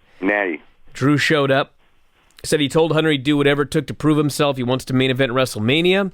He'll prove it tonight by destroying Seth Rollins. Dean Ambrose walks up, says, "What about me?" Slaps him. So Drew demands the match with Ambrose instead. We have a recap of all the Becky, Charlotte, Ronda stuff. Cole notes that if Becky shows up again, she will be arrested and charged with various things, including menacing. And she didn't show up tonight, by the way. Lucha House Party versus Zack Ryder and Kurt Hawkins. They got the heat on Zack. Hawkins got the hot tag. Announcers are laughing. They're telling jokes during the tag. Thinks he's going to win. I mean, the deal is that at some point, one of them, I don't remember who it was, does the line of, like they try to do with all like the baby faces of, these guys are here and they just want to have fun, you know, like whether it's Noe or Jose or whatever. And I think was it Michael Cole? I think one of the announcers just goes, doesn't everyone? I mean, it might have been Graves. Just goes like, doesn't everyone want to have fun? Well, it's a good question.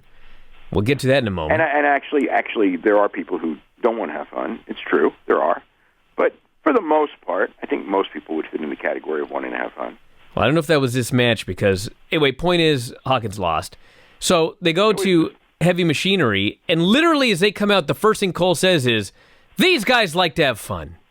Right after all this, which I just thought was like, you've just gone through this discussion about how ridiculous saying these guys are out here wanting to have fun. And then these guys come out, and they're just doing the giant bushwhackers routine now. Yep, stakes and weights. She wants to know who they want to face. Tucker says we'll take on anybody. Apparently, the reason they got rid of their last names is now they're brothers. Yeah, well, I don't know if they meant spiritual brothers. I don't think they mean that they're like real brothers. I don't know, because Tucker said little brother, and big brother, yeah. Otis said big brother, so it sounded to me like they're brothers now. I don't think that they're brothers because Vince is like not Vince with the Majors brothers like has this thing which is so hilarious in pro That was years ago though. He could have changed his mind 50 times. He doesn't even remember they're the Major brothers. That's true. You're right. He doesn't even remember that that there was a period where he didn't, like the word junior and fake brothers. He didn't want fake brothers in wrestling. If you're a brother in wrestling, then you have to be a real brother. So yeah, you're right. But they didn't specify these guys were brothers. They just call each other brothers. Kind of like Hogan calls everybody brother. They specifically said big brother and little brother. We'll find out. I think they're brothers. Anyway, I don't think they're brothers. Lacey Evans walks out. Then she walks to the back. Otis and Tucker strut to the ring. They do the bushwalker, walk back. She looks at him. They look at her. They go to commercial. What the hell's going on this show? I don't know. This is their mentality of how to get new talent over.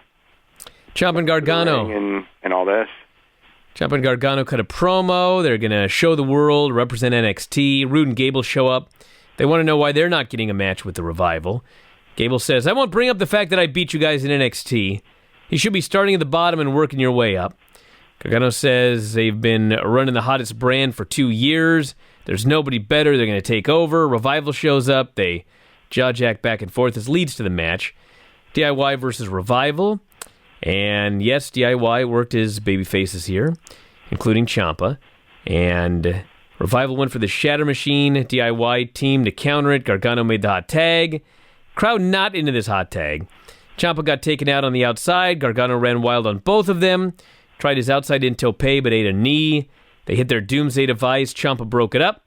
And then Ciampa got the tag. And DIY hit their super kick running knee combo to get the pin, beating the Revival in a non-title match, so presumably a title match coming up here soon. Yeah, there better be, right? It was a good match. Really good match, but not a lot of... The crowd hurt this match a lot, because I think this would have been a great match if the crowd had any idea who DIY was and cared, and cared about the Revival. So you had a double whammy, because this crowd didn't care about the Revival either. But, yeah, I mean... As far as what they did, it was great. So then Charlie's backstage. She's with Finn and Ricochet, a tag team. DIY has just beaten the Revival in a tag team match. And she says, DIY just beat the champs. And she goes, let's not talk about that. I was like, what? He Didn't want says, to talk about it. Wasn't interested in it. why'd you bring it up then, Charlie? For crying out loud, there's an obvious question right here. Would Finn and Ricochet like to face DIY? But no, she says... Like or the Revival. Yes, she then brings up that Finn won last night. Finn says, yeah, that happened, but let's talk about Ricochet. He leaves. Then Ricochet cuts his promo. How you can envision your dreams and how you arrive and live your goals, but no matter how many scenarios that play out, it never goes as planned. But once you achieve your goals and live your dreams, it feels better than you ever imagined. If they keep going to this with the new characters, with this idea that they, like the Bayley Sasha Banks thing, which in fact Bayley and Sasha Banks did later in the show, and it's just like, it's almost like when Jericho was talking about, like how with AEW, how all these guys are talking about, whatever, and he goes, I just got sick of this, so I got to go back and be a total heel rather than everybody doing the self-congratulations and all this. It's like, I'm so sick of these guys with this, oh, my childhood dream. It's like, if it's one guy's childhood dream, but like, whatever, it's like, not twice on the same show. I mean, you can't, how are you going to get somebody over when they're just doing the same thing somebody else is doing? Well, I'll tell you someone who's not doing something everybody else is doing. Kevin Owens is doing this promo. He's doing like a selfie promo on his phone. He starts, he drops his damn phone. He picks it up again, it's all glitchy. He's eating popcorn. He says, hey, kid, I gave you $20. Where's the change? Oh, there is no change? But all you got is popcorn. Where's the change? And that's it. It was over. Yeah, it's character development. Or that perhaps his son's swerving him. I was thinking, is his son like a criminal? Is that what the storyline is here? What's going on? His son's a criminal? I don't know. It sounds like he stole the change. That's what I thought. I mean, I've been to the movie theater a lot, and I know it's not $20 for popcorn. So then Bayley and Sasha came out to cut the promo. They, I guess, were probably going to cut last night, but they just couldn't cut it last night, so they cut it here. Ricochet already cut it. Well, they cut it again. They're near tears. We're the first ever WWE Women's Tag Team Champions. Even though Beth on the show last night mentioned the 80s WWF Women's Tag Team Champions. I know. Sasha says, we did all this. All of us, you, me, the fans. Can't believe how far we've come. We've traveled the globe together. We've hated each other, loved each other. We felt every emotion together. We have the same dream. Can't imagine doing this with anyone except Bayley. We were legit born to do this. And she says we took them going to war with each other, realized they could change the world together. This is only the beginning. They'll be champs for a long time. Change the world thing. That's a real interesting phrase. I don't think that's coincidental. They vow to defend against anyone past, present, future on Raw, SmackDown, even NXT. There's no stronger connection than the boss and hug connection. And then Nia and Tamina come out, bury them. Don't want to ruin this celebration, but it's the best they're ever going to get. Sasha only cares about herself. She always loses the title on the first defense. Tamina says, you got lucky last night. Luck's going to run out. They go to hit the ring. Baby faces scare them, and they leave. That was it. Yeah. Had a DX video package. What I got out of this was fans used to be into this product. This was the wrong night to air this video package. Holy smokes. God. Yeah, and even showing like the full crowds. Oh. Like instead of like this darkened arena because it's, they're only using a certain percentage of the arena. This was the last night to air this video. It's the last night to debut all those NXT guys, too. Dean Ambrose, Drew McIntyre went 2 minutes. Renee goes, Dean's really feeling it tonight. And he immediately ate a Claymore kick, then a second one, and was pinned. That was the end of the match. Yeah. Got part 2 of the Brock video. So EC3 and Mojo, are they like forgotten now? Well, they dropped that Mojo thing, I could tell you that. EC3's only been gone 1 week. Mojo's been gone a few. Yeah. So we never even got a match. We just got like 2 weeks of videos or 3 weeks of videos before Vince, got tired of it, right? I guess so. Seth cut a promo. Charlie wants to know, do you regret choosing Brock? And he says, everything Paul said about Brock was true. I'm not walking in a mania with a death wish. He said that like you can say a lot of things about Paul Heyman, but you can't call him a liar. I didn't write that part down if he said that. Let me see. I know I did because it was too rich. Let me see what I wrote here.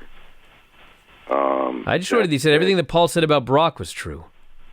Then you can call Paul a number of things, but a liar isn't one of them. Wow. That's what he said. Says whether he leaves on his own 2 feet or stretchered out, he promised to leave as Universal Champion. Promises! And then he turns around, there's Dean. Dean says, why weren't you out there to help me tonight? Seth says, have you completely lost your mind? And Dean looks at him funny, shrugs, and walks off. Yeah. The show is bizarre. So the storyline, I think I even mentioned this before, but the storyline of Seth Rollins and Brock Lesnar is, this is unique, is that they're trying to hammer home that Seth has no chance. Okay, Seth has no chance to beat Brock Lesnar. We know he has no chance. He did that confrontation with Brock. Let me jump in, because it's funny you mentioned that. In the very first Paul Heyman promo, he said that, you know what's different about this WrestleMania as opposed to all the others Brock has been in? This is the first one where the challenger has no chance. Okay? Yeah, Then, later, when he did the second part of the Brock Lesnar video, he says, Seth is willing to lose it all to get it once, which means that Seth will be Brock's most dangerous opponent ever. So on the same show, he said that Seth was Brock's most dangerous opponent ever, but also that he had no hope. Yeah. So well, the story they're trying to tell is that they start off by saying that Seth has no chance and convince you that Seth has no chance, but every week he supposedly is going to have more and more of a chance, so that by the time you get to the match itself, you're finally convinced he has a chance. So he's losing. For the match. What? So he's losing. Oh, I have no idea if he's winning or losing. I mean, that depends on, Brock's contract and, whatever. I mean, maybe they're grooming Seth to be a big thing right now. They got to make somebody. I mean, Roman Reigns isn't around, so Seth's as good as anyone. I mean, ain't going to be thin, so I think that we should establish that much. Ain't going to be Dean Ambrose. They go to commercial promising Elias will bury us when we come back. Of course he does. Aleister Black interrupts, vows to make him fade to black. They do a match. That match was so boring. Go to commercial, immediately come back. Drifter's working him over. Cole, for the second time tonight, alerts us that every tattoo on Black's body tells the story of his life, so I presume for the next 8 weeks we're going to have to hear Cole tell us the same fact. Black makes a comeback, comes off the top, eats a knee, kicks out. Elias grabs him, Black gets to kick, gets to win. Aleister Black versus the Drifter in his debut. Well, I mean, I didn't have a problem with who the opponent was. I just had a problem with I did, because it's the Drifter, and this is the match you're going to get. Yeah. You're not going to get another match with him. They could have done a 3-minute match, and it would have been fine. They went too long, and Aleister Black sold, and they didn't care about his selling, so it just didn't get over. And then, then he won with a kick out of nowhere, and it was like the idea of this should be to get, I guess get Aleister Black over, and I thought even though they put him, he won the match, I don't think he got over at all. Flair's birthday is next week. I presume Becky is going to appear, run roughshod, and get arrested. Be my guess. Ruby Riott, Ronda Rousey, Raw Women's title. Ruby doesn't even get an entrance. Sells for a bit, hits an STO out of nowhere for the heat. Riott Squad interferes during the break. Ronda makes a comeback. She missed a punch by like a mile. Ruby sold it anyway. Ronda hits a series of throws. Ruby throws her into the buckle, hits a backward senton. Ronda hit a knee, but hit a gut wrench, went up top. Riott Squad interfered. Ruby hit a right kick off the ropes. 2 right kicks in this match. Ronda kicked out of both of them. Ronda goes for the armbar. Riott Squad pulls her outside, so Ronda goes up to the post. She's supposed to dive onto him, but she slipped. She goes flying through the air, and luckily they all caught her. Almost killed herself. Jumps back into the ring. Flying armbar, gets a submission. Liv and Sarah. Real cool looking flying armbar. It's basically a triangle into a flying armbar. And then Liv and Sarah hit the ring. Ronda laid them both out. And that was the end of the show. No Becky Lynch. Mm-hmm. Ronda stands tall. Crowd didn't care about anything, but they did cheer Ronda. So there you go. Well, let's go through some other news here. Paige, telling you how the WWE never held back the women. Yeah, she said it was all the fans' fault. That management was always around, was always supportive of them. I mean, it's like, I guess that's what you have to say, but I mean, I don't know. When you lie to that degree, it's just kind of like, wait, how can you even say this one? But she did. Big story today, the return of Roman Reigns came out at the beginning of Raw, announced that he is in remission from leukemia, and he is back. Did an angle on the show, heading to Good Morning America for an interview today, where I guess he's got a big announcement. Probably we'll talk more about what happened. And that was by far the highlight of the Raw show on Monday night. An awesome moment to open up the show. Mm-hmm. Yeah, it really was. But it was a tremendous thing. And then 10 minutes later, Baron Corbin did the tackiest interview. I swear to God. I mean, it was like, it could only happen in WWE, something like that, where they just go in there and just turn, I mean, it was so unnecessary because it was such a nothing thing. I mean, at least like with Ambrose, when they did the turn, it was something like major. I mean, it was tackier. It was much tackier in that case, but this one, it was like such a nothing thing to, just go out there and just go, well, you said bad things about his leukemia and this and that. And it's like, oh, geez.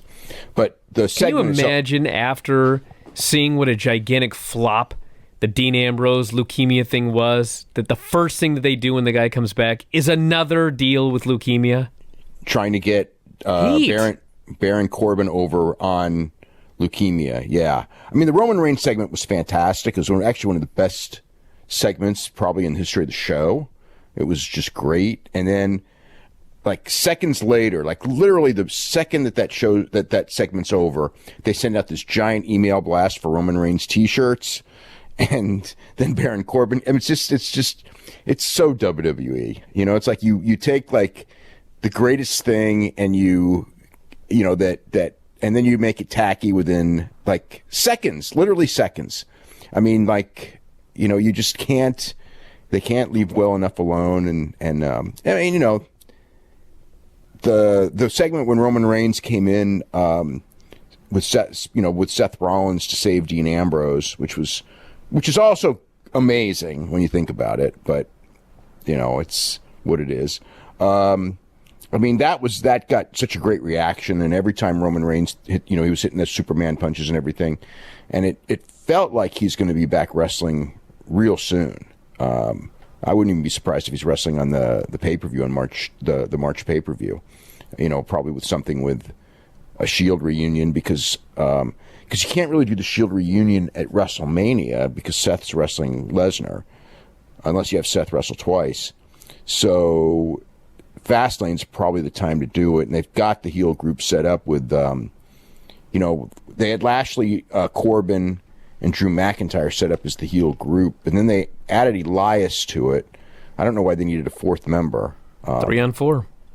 They could do a 3-on-4 easily. Overcome the odds. Yeah. He's got a big announcement tomorrow, so, I mean, the only other announcement that he could really give is the date of his return.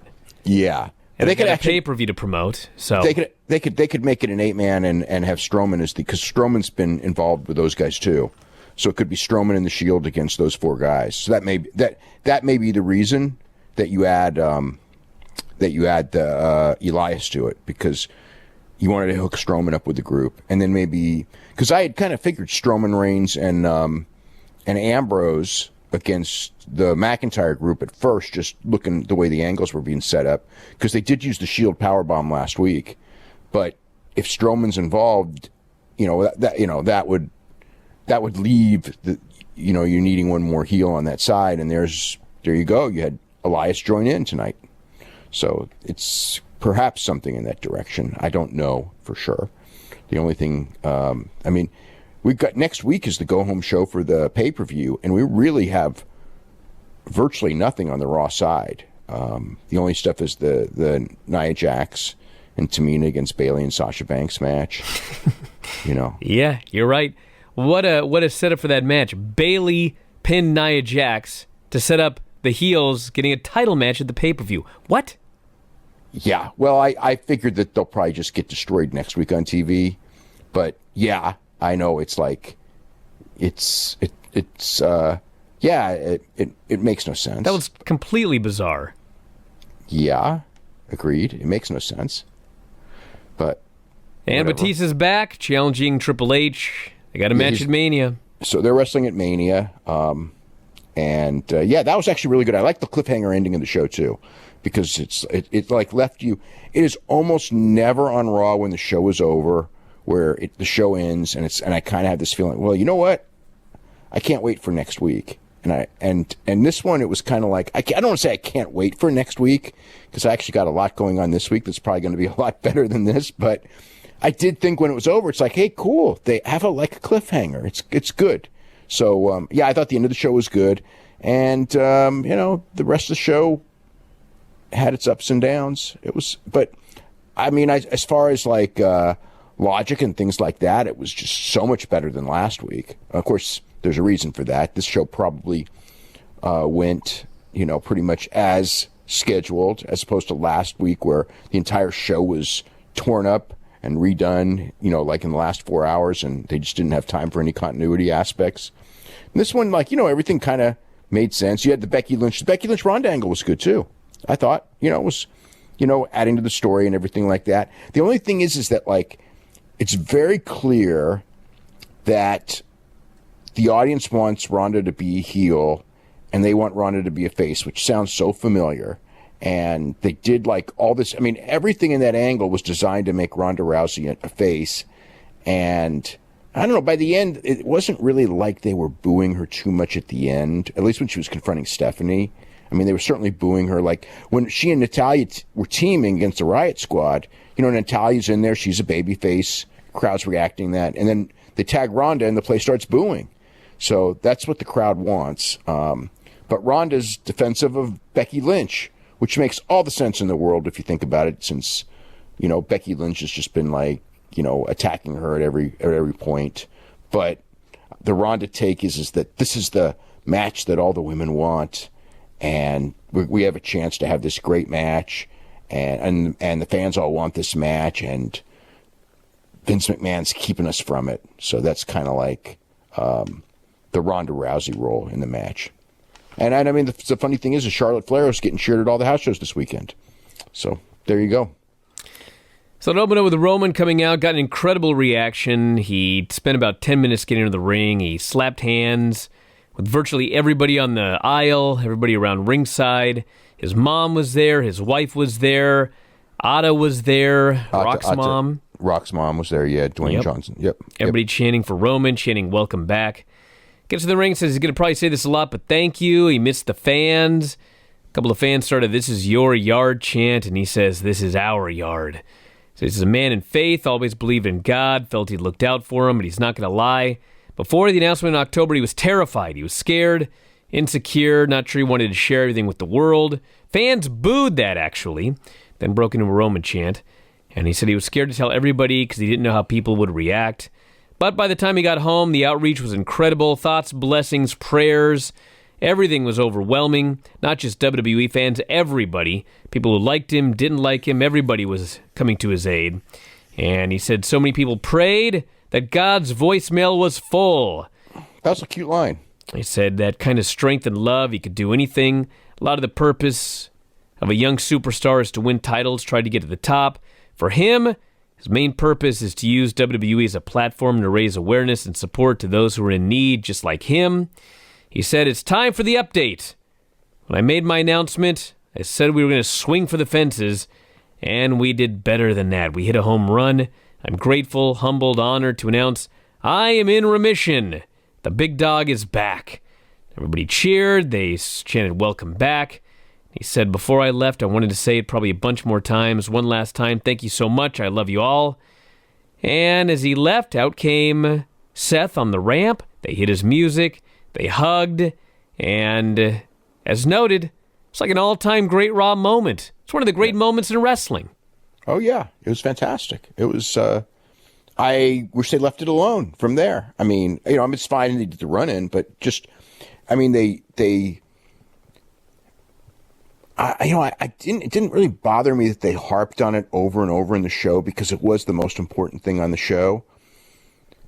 But, it's like, one of the things, the announcing on the show tonight was the usual terrible, I mean, and maybe that made it seem bad. They kept going back and forth because it's so scripted and not natural. And plus they were equating it with the other angles on the show. It's like, oh, and tonight we had this angle and this angle, and Roman Reigns came back. And it's kind of like I would, separate the real from the fake, because it's almost like you make the real part of the fake. And, I don't know. I just remember when in Dallas, it was while they were doing all this during the show, it just reminded me, like, one of the tackiest things I ever saw in wrestling was in Dallas when they did an angle with Gino Hernandez threw whatever it was. I don't remember what the substance was, Freebird cream or something, in Chris Adams' eyes. And they were doing a blinding angle for Chris Adams to turn him babyface. He was blinded. He'd never wrestle again. Of course, he's going to come back, and he was a babyface because Gino and Chris were a heel tag team. And then, immediately, like right after they shoot the angle, Gino overdoses and dies. And Bill Mercer opens the show. We've had 2 terrible tragedies in the last week. Chris Adams is blind and Gino Hernandez is dead. And it was just like, oh, God. You know what I mean? Like, just basically like the fake blindness and the real death mentioned right next to each other. And there were several times during the show where they kept doing that. And it was just like, mention one and mention the other, but you're just like, you're equating them together and you're doing it in this carny way. And it's like, it's like you feel so bad about, I feel so bad about saying anything negative about this segment because the segment itself was so great, but it's like, then you watch the rest of the show and it's just like, it's going to be wrestling as usual, and there's nothing wrong with that. It's a wrestling show, but it's WWE as usual. You know what I mean? Which isn't the same as wrestling as usual, but I guess it's just what we have to expect. It's going to be tacky, and they can't help it. That's all there is to it. Gotta say one other thing, that as he's leaving, if you recall when he first came out in October to make his announcement, like, they only mentioned he was making an announcement, and like none of the announcers were filled in as to what he was going to say, and virtually nobody knew what he was going to say when he came out. And Michael Cole, as he's leaving here, says, at the time of his original announcement, I wasn't sure we'd ever see Roman Reigns again. And I thought, I sure hope they smartened everybody up, because if nobody in the company knew if he was ever coming back, and they were doing all of those angles based around his leukemia, we watched it and we thought, he must be, like, I don't want to say okay, but there must be, like, some hope that everything's going to be fine. Otherwise, why would you do all of this stuff? No. They were just exploiting it to get Dean Ambrose over. But again, because they were so silent about this entire situation, about what form of leukemia he has. They just kept this thing completely silent because whatever reason they did, I think everyone knows why, but so there are different forms of leukemia. And look, none of them are good. I don't want to come out here and say, but some aren't as bad as others, but they're all bad to a degree. What he went through, look, there even in the best forms, which is probably what he had, and what I assumed he had from the very beginning. I expected he would be back, maybe not in 4 months, but I did expect that he would be back. The situation where he had it before came back. That it from talking to doctors, that form of leukemia that in theory one would expect that he had, we don't know it though, was one that, he was probably going to make a full recovery. Probably. Even in that one, there's a risk. It may only be 5% that he would die. And look, his age, and I got kids, and, even if you don't have kids, but especially if you have kids, even 5% is enough to, that's scary. That's still a scary proposition.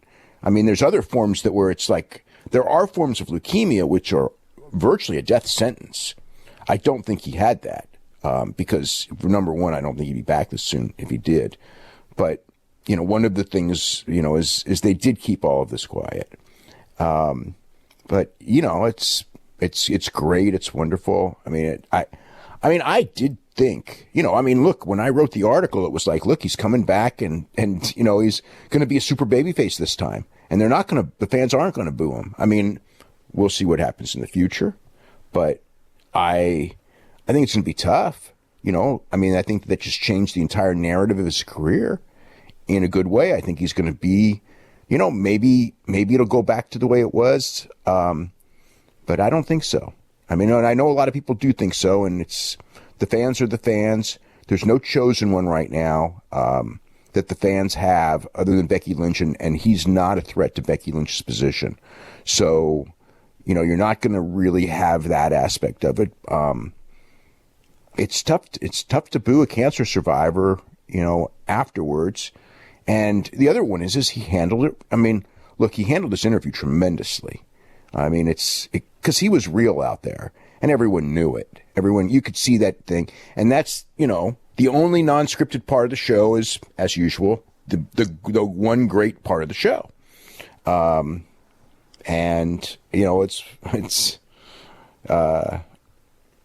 so.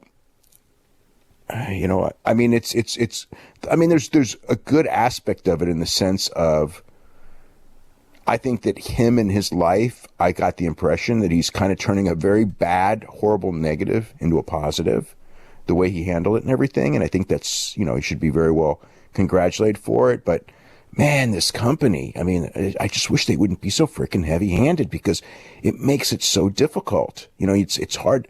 I know some people look away at everything that they do, but it wasn't even like one thing. It was like that T-shirt thing right away. It's just like, come on, you got to be kidding me. I wasn't surprised, but it's like, come on, like seconds later. I mean, you can't wait 2 weeks. You know what I mean? That like the emotions are high. It was 8:28 p.m. Literally the moment this ended. Yeah. They sent it to everyone, everyone on their freaking mailing list or whatever it was. I know I got one. I mean, like right away, I'm going like, I can't believe this is happening. And then the Corbin thing was tackier because to me, it's like, this is just a nothing interview segment with a nobody. I know they're trying to push him, but it's just like, it's not even like, at least with, and this is not a defense of the Dean Ambrose thing, because again, that was actually worse. But with Dean Ambrose, at least it was like this attempt to make this super heel. With Corbin, it's not even an attempt to do anything other than just, cheap, the cheapest form of heat. That's all. So anyway, they went to Ricochet, Aleister Black versus The Revival, which was totally rushed, because I presume the first segment must have gone long at 28 minutes. Oh, yeah. So they went nuts right at the bell, 2 dives, went to commercial, came back, and Aleister's running wild. Ate a DDT for the heat, lasted about 20 seconds, hit a black mass out of nowhere, got the pin. 2 weeks in a row, Revival has been beaten since winning the tag titles, so maybe a 3-way for the belts at Fastlane. I think a 4-way. 4-way, maybe? With Rudy Gable as well. That's what it feels like. Yeah, because the Gargano-Ciampa breakup probably isn't going to air for like maybe 3 more weeks, so they can still do this. Yeah. Then we had the Baron Corbin promo. Charlie says, when you were the GM, you made light of Roman's fight with leukemia, told the WWE Universe to move on. You hoped Roman would never come back to Raw. Corbin says, I never said that. She says, we have footage if you'd like. He said, I was taken out of context. I was the GM of Raw, and it was very stressful. Nobody, not even Roman, knows what I was going through. And she says, are you telling me that being the GM of Raw is worse than leukemia? That's what she said. I know she said it. He says, Roman better never run into me, and he walks off. So Elias is out there. He's interrupted by Lacey Evans. She walks down, she walks back. Ambrose comes out. He says all his celebrating has got him in a festive mood, reminiscing about the past. He's dangerous. He feels good. He wants a rematch. He says, I want a rematch against Drew McIntyre from last week. And this time he says, I want it no DQ. Last week was a totally clean finish in the middle of the ring with no interference. Yeah. What do we need no DQ match for? So it's signed for later. And he does some bad comedy with Drifter, lays him out with the dirty deeds. And that leads us to Ronda and Natty versus the Riot Squad. So they have their match. Heat on Natty for a long time. Ronda gets the hot tag. and she hits the Piper's Pit on Sarah Logan. Becky Lynch hits ringside. She immediately attacks babyface Natalya with a crutch. Goes after Ronda. Everybody hits ringside to break it up. Ronda's kicking the ass of the security.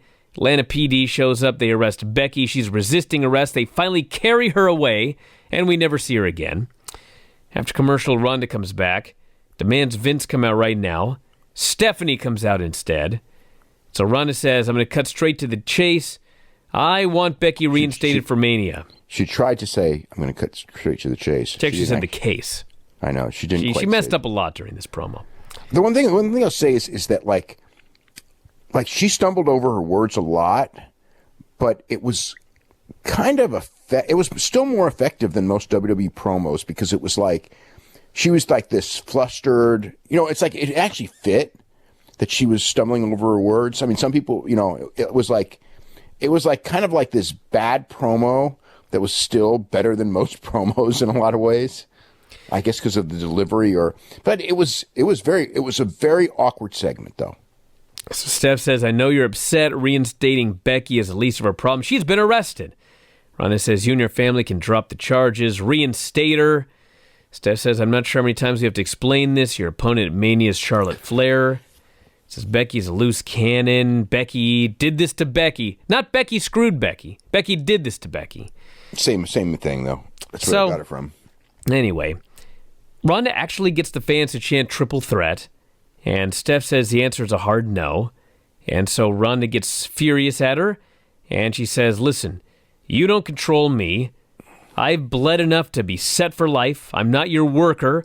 I'm Ronda Rousey. I'm the Raw Women's Champion. I'll carry this title as long as it represents the best of the best. But you're violating this title.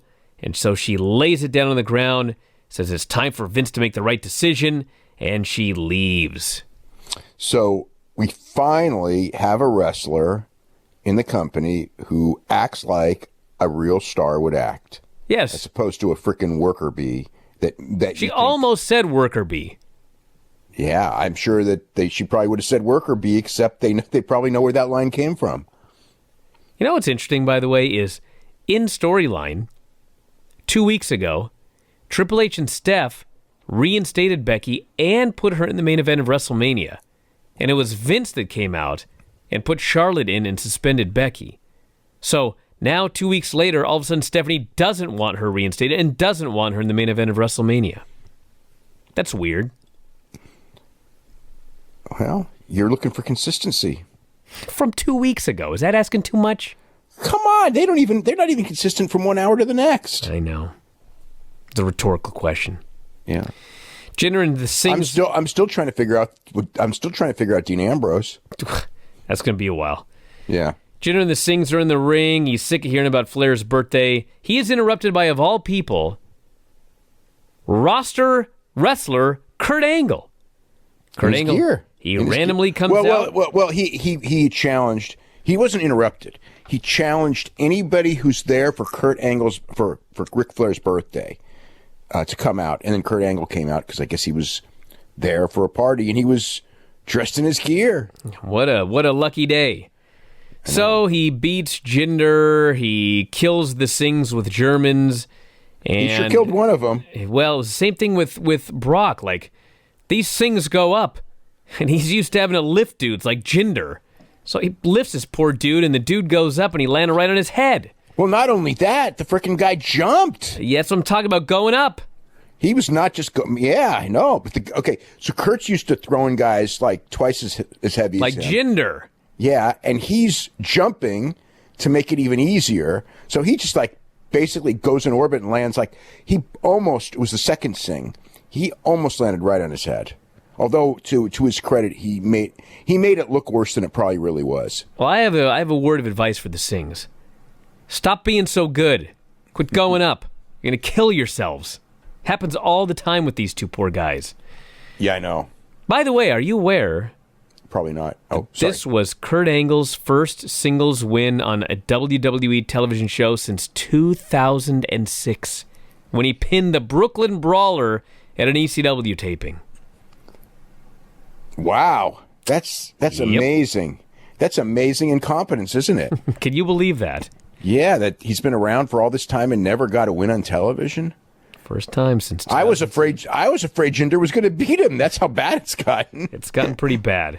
Yeah. He did that conquistador gimmick, and he won in a few tag matches, but this was his first time pinning a man or submitting him in a one-on-one match in a ring since 2006. Well, we can't say they've done a good job of protecting Kurt. I will say that. We have a moment of bliss with Finn Balor, and she's fawning all over him and his sexy abs. She wants him to show her abs, and she'll show him, and then Lio Rush interferes. Has that ever happened to you? Been interviewed by Alexa Bliss? No. No, not that. Okay, anyway, go ahead. So, Lio actually cut this great promo, and he wants a shot. Lio Rush, you know what? Lio Rush is super talented. You're telling me. He is so freaking talented. He's way too talented for their thoughts about him. But I don't know exactly where he fits in because their mentality, they're never going to let a small guy get too far.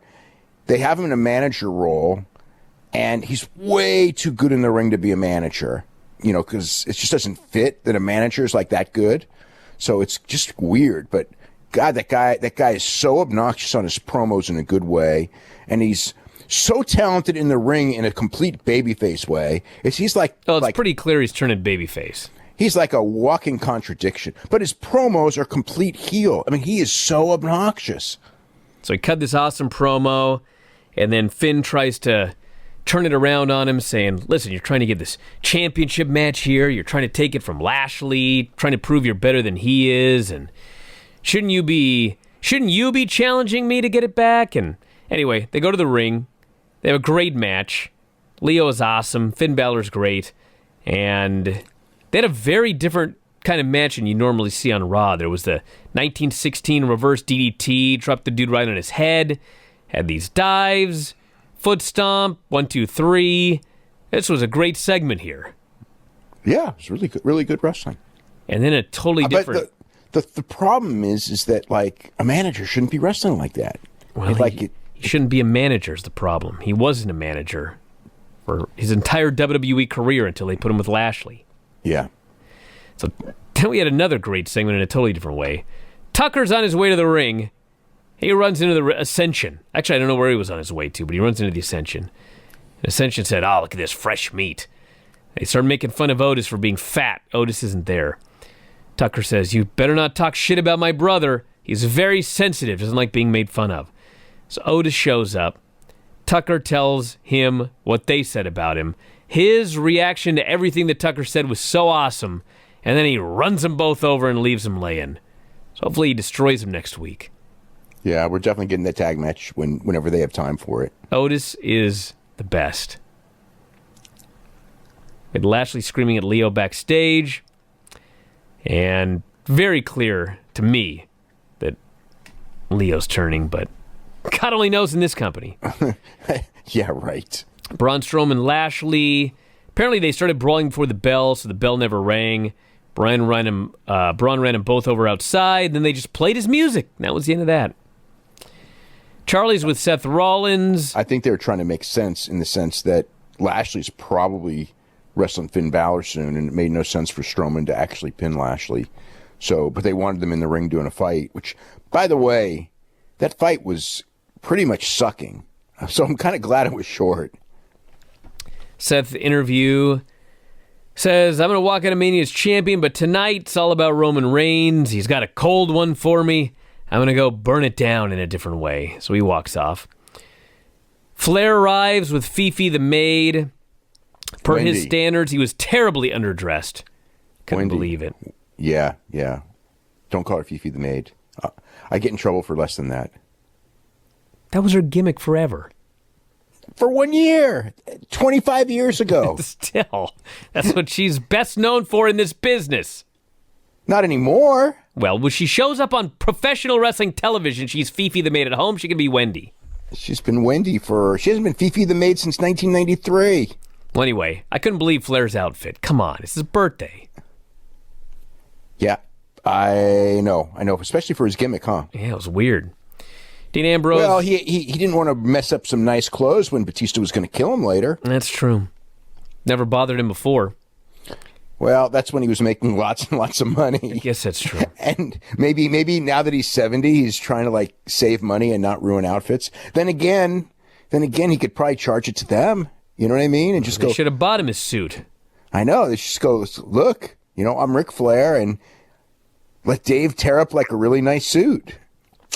But they probably didn't get that deep into the conversation.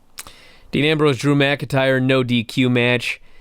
They hit each other with belts, this and that, and you know what was so cool is Dean Ambrose takes off his belt and he's got another belt. Yeah, you don't want your pants to fall down. I know, but it's just kind of funny. I just thought that I don't know. I've never gone anywhere wearing two belts in my entire life. I just never thought of that. I remember one time I was doing a street fight with Buddy Wayne, and it's come as you are. So, I just wrestled in what I came to the building in. And he showed up with a Halliburton, and he got into the locker room, and he opened up the Halliburton, and inside was a pair of jeans, and he took off the jeans that he was wearing, and he put on the other pair of jeans, which were exactly the same, went out and did the match, came back, took the jeans off, and put the other pair of jeans back on. I was just astounded. I guess probably it actually makes sense to me. I mean, for purposes of cleanliness, I guess it was the right idea. That's what I mean. Yeah. I mean, the way you explained it, I thought it was going to be this crazy story, and it actually makes perfect sense. Well, it's crazy when I was 19. What are you doing? What are you taking your pants off for and putting on another pair of the same pants? Well, he was well ahead of you at that point in your life. He definitely was. So anyway, they had set up the dirty deeds on the steps. Elias comes down, waffles Dean with a guitar, and Drew hits the Claymore for the pin. So Dean's down. Corbin and Lashley come down, start stomping a mud hole in Ambrose. Seth's music hits. He starts coming out. They hit Roman's music. The place goes crazy. Roman and Seth clear the ring. Roman does the big spear on Drew McIntyre. Should be noted, by the way, Dean laid in the corner the entire time. So they didn't actually all team up together. And they barely acknowledged the guy, and they just left without him. But they did stand on the ramp and stare at the ring towards him afterwards. So they are teasing they will get back together, but they haven't done so yet. Maybe they could be like Iizuka and tease it, and then at the end Dean turns on him, and then he leaves the company, and then you never follow up. I thought you were going to say at the end they both put on the iron fingers and beat the hell out of the guy and sent him out of the company. No, Iizuka used the iron fingers on Tenzan and then left. Tenzan didn't ever get revenge. Yeah, so Dean's never going to get any sort of revenge here either. I guess it is the other way around. No, it's the other way around. I know, but come on. You got to get rid of the other guy. Well, I mean, logically, yeah. Logically, that's what they should do. Who the hell knows what's going on with this? We have Bailey Nia, as noted. Bailey wins with a flying elbow off the top rope, pins her clean in the middle, at which point they announce that Nia and Tamina are getting a tag title match at the pay-per-view. Well, makes sense to me. It makes no sense, Dave. What are you talking about? I know. I'm only teasing. It makes absolutely. I already said it made no sense. I just couldn't believe my eyes.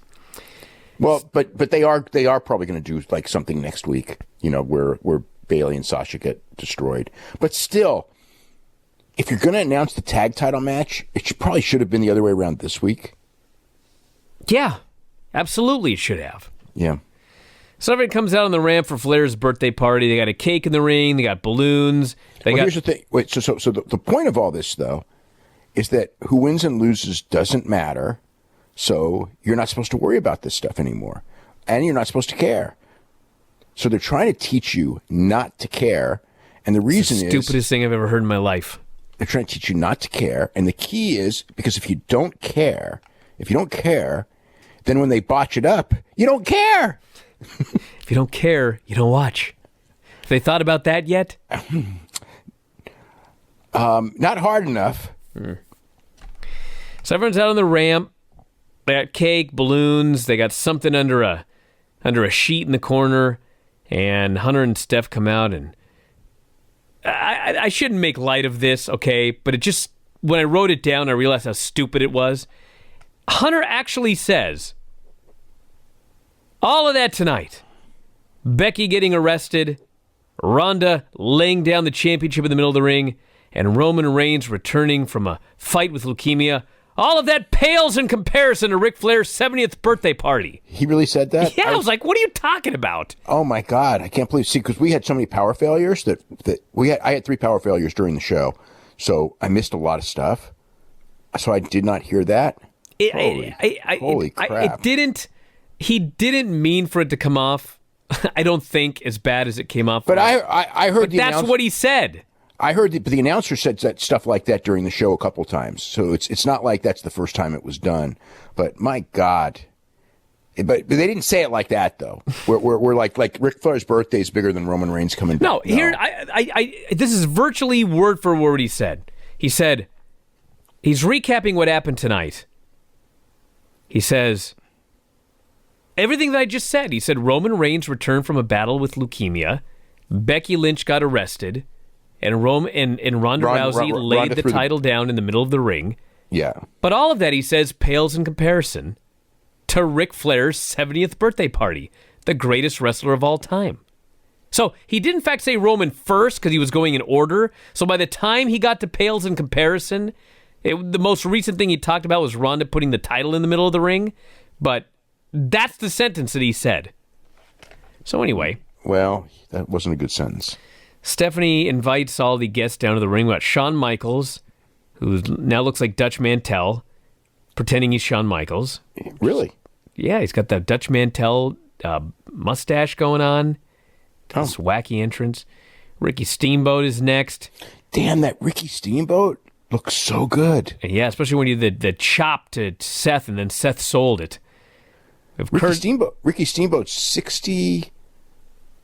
he's going to be 66. Wow. In a couple of days. And he's still dating like young women too. But Ricky Steamboat looks so good. I mean, Sting looks good for his age, but Ricky Steamboat looks younger than Sting. Yeah, it's his birthday, and it's the birthday's Paisley's birthday.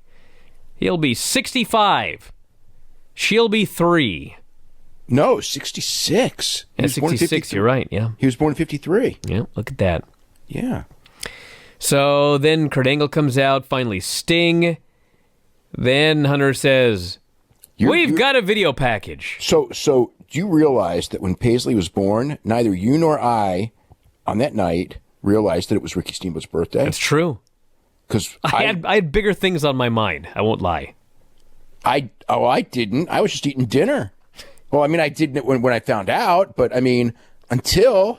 I was just out at Outback Steakhouse. I remember I got the text from when we were at Outback Steakhouse, and everyone in the family was like so excited for you, and we never once thought about Ricky Steamboat all day, and it was his birthday. I was witnessing a natural childbirth without drugs. The last thing on my mind was Ricky Steamboat. Well, I'm not saying it should have been on your mind, but by the end of the day, it should have been on your mind that my daughter's born on the same day as Ricky Steamboat. I'll think about it in a couple days here. I'll let her know. Okay. Would she figure that? Okay. No, cool. she'll have no idea. Anyway. Well, you should just like show her tapes of Ricky Steamboat, so at least when she starts watching wrestling, okay? That'll never happen, but just in case. What? And I'm not saying that she wrestles herself. I'm saying when she starts watching wrestling, that she can at least like start like at a high level. You know, it's better to start like with Ricky Steamboat matches than like these matches on Raw. You know what I mean? You're probably right about that. Anyway, so this video package starts with 5 minutes left on the show. So it's pretty clear this party's getting ruined. No kidding. So they show this video. I'm going, you know what, when they're doing this, I'm going like, are they going to go off the air before Dave shows up? Oh, no. I was thinking like they have this thing and it's like, are they going to mistime this so bad that Dave doesn't show up? That's how close they were cutting it. I knew Rick wasn't coming out when Stephanie opened his damn present. She shows off this new custom-made World Heavyweight title belt made especially for him. They call him out. No Rick. They all stand there awkwardly. Cut backstage, there's Big Dave Batista. Actually, Medium Dave Batista. He's still pretty big. Dragging a cameraman with him, he busts open a door. You can hear this pounding. And he drags Flair's body out into the hall. He looks in the camera and says, "Hey, Hunter, do I have your attention now?" And Hunter races backstage as fast as he can race, finds Rick. There's no Batista, and the show goes off the air. So Hunter's the babyface in the feud. Yeah. Unbelievable. Well, I mean, I know because of what happened last time that Dave probably insisted on being a heel. Which is ironic because he's probably going to get cheered by the time the show comes. But I mean, Hunter's the one that everyone, like wants to be the heel in this thing. But yeah. So that's Raw, everybody. There you go.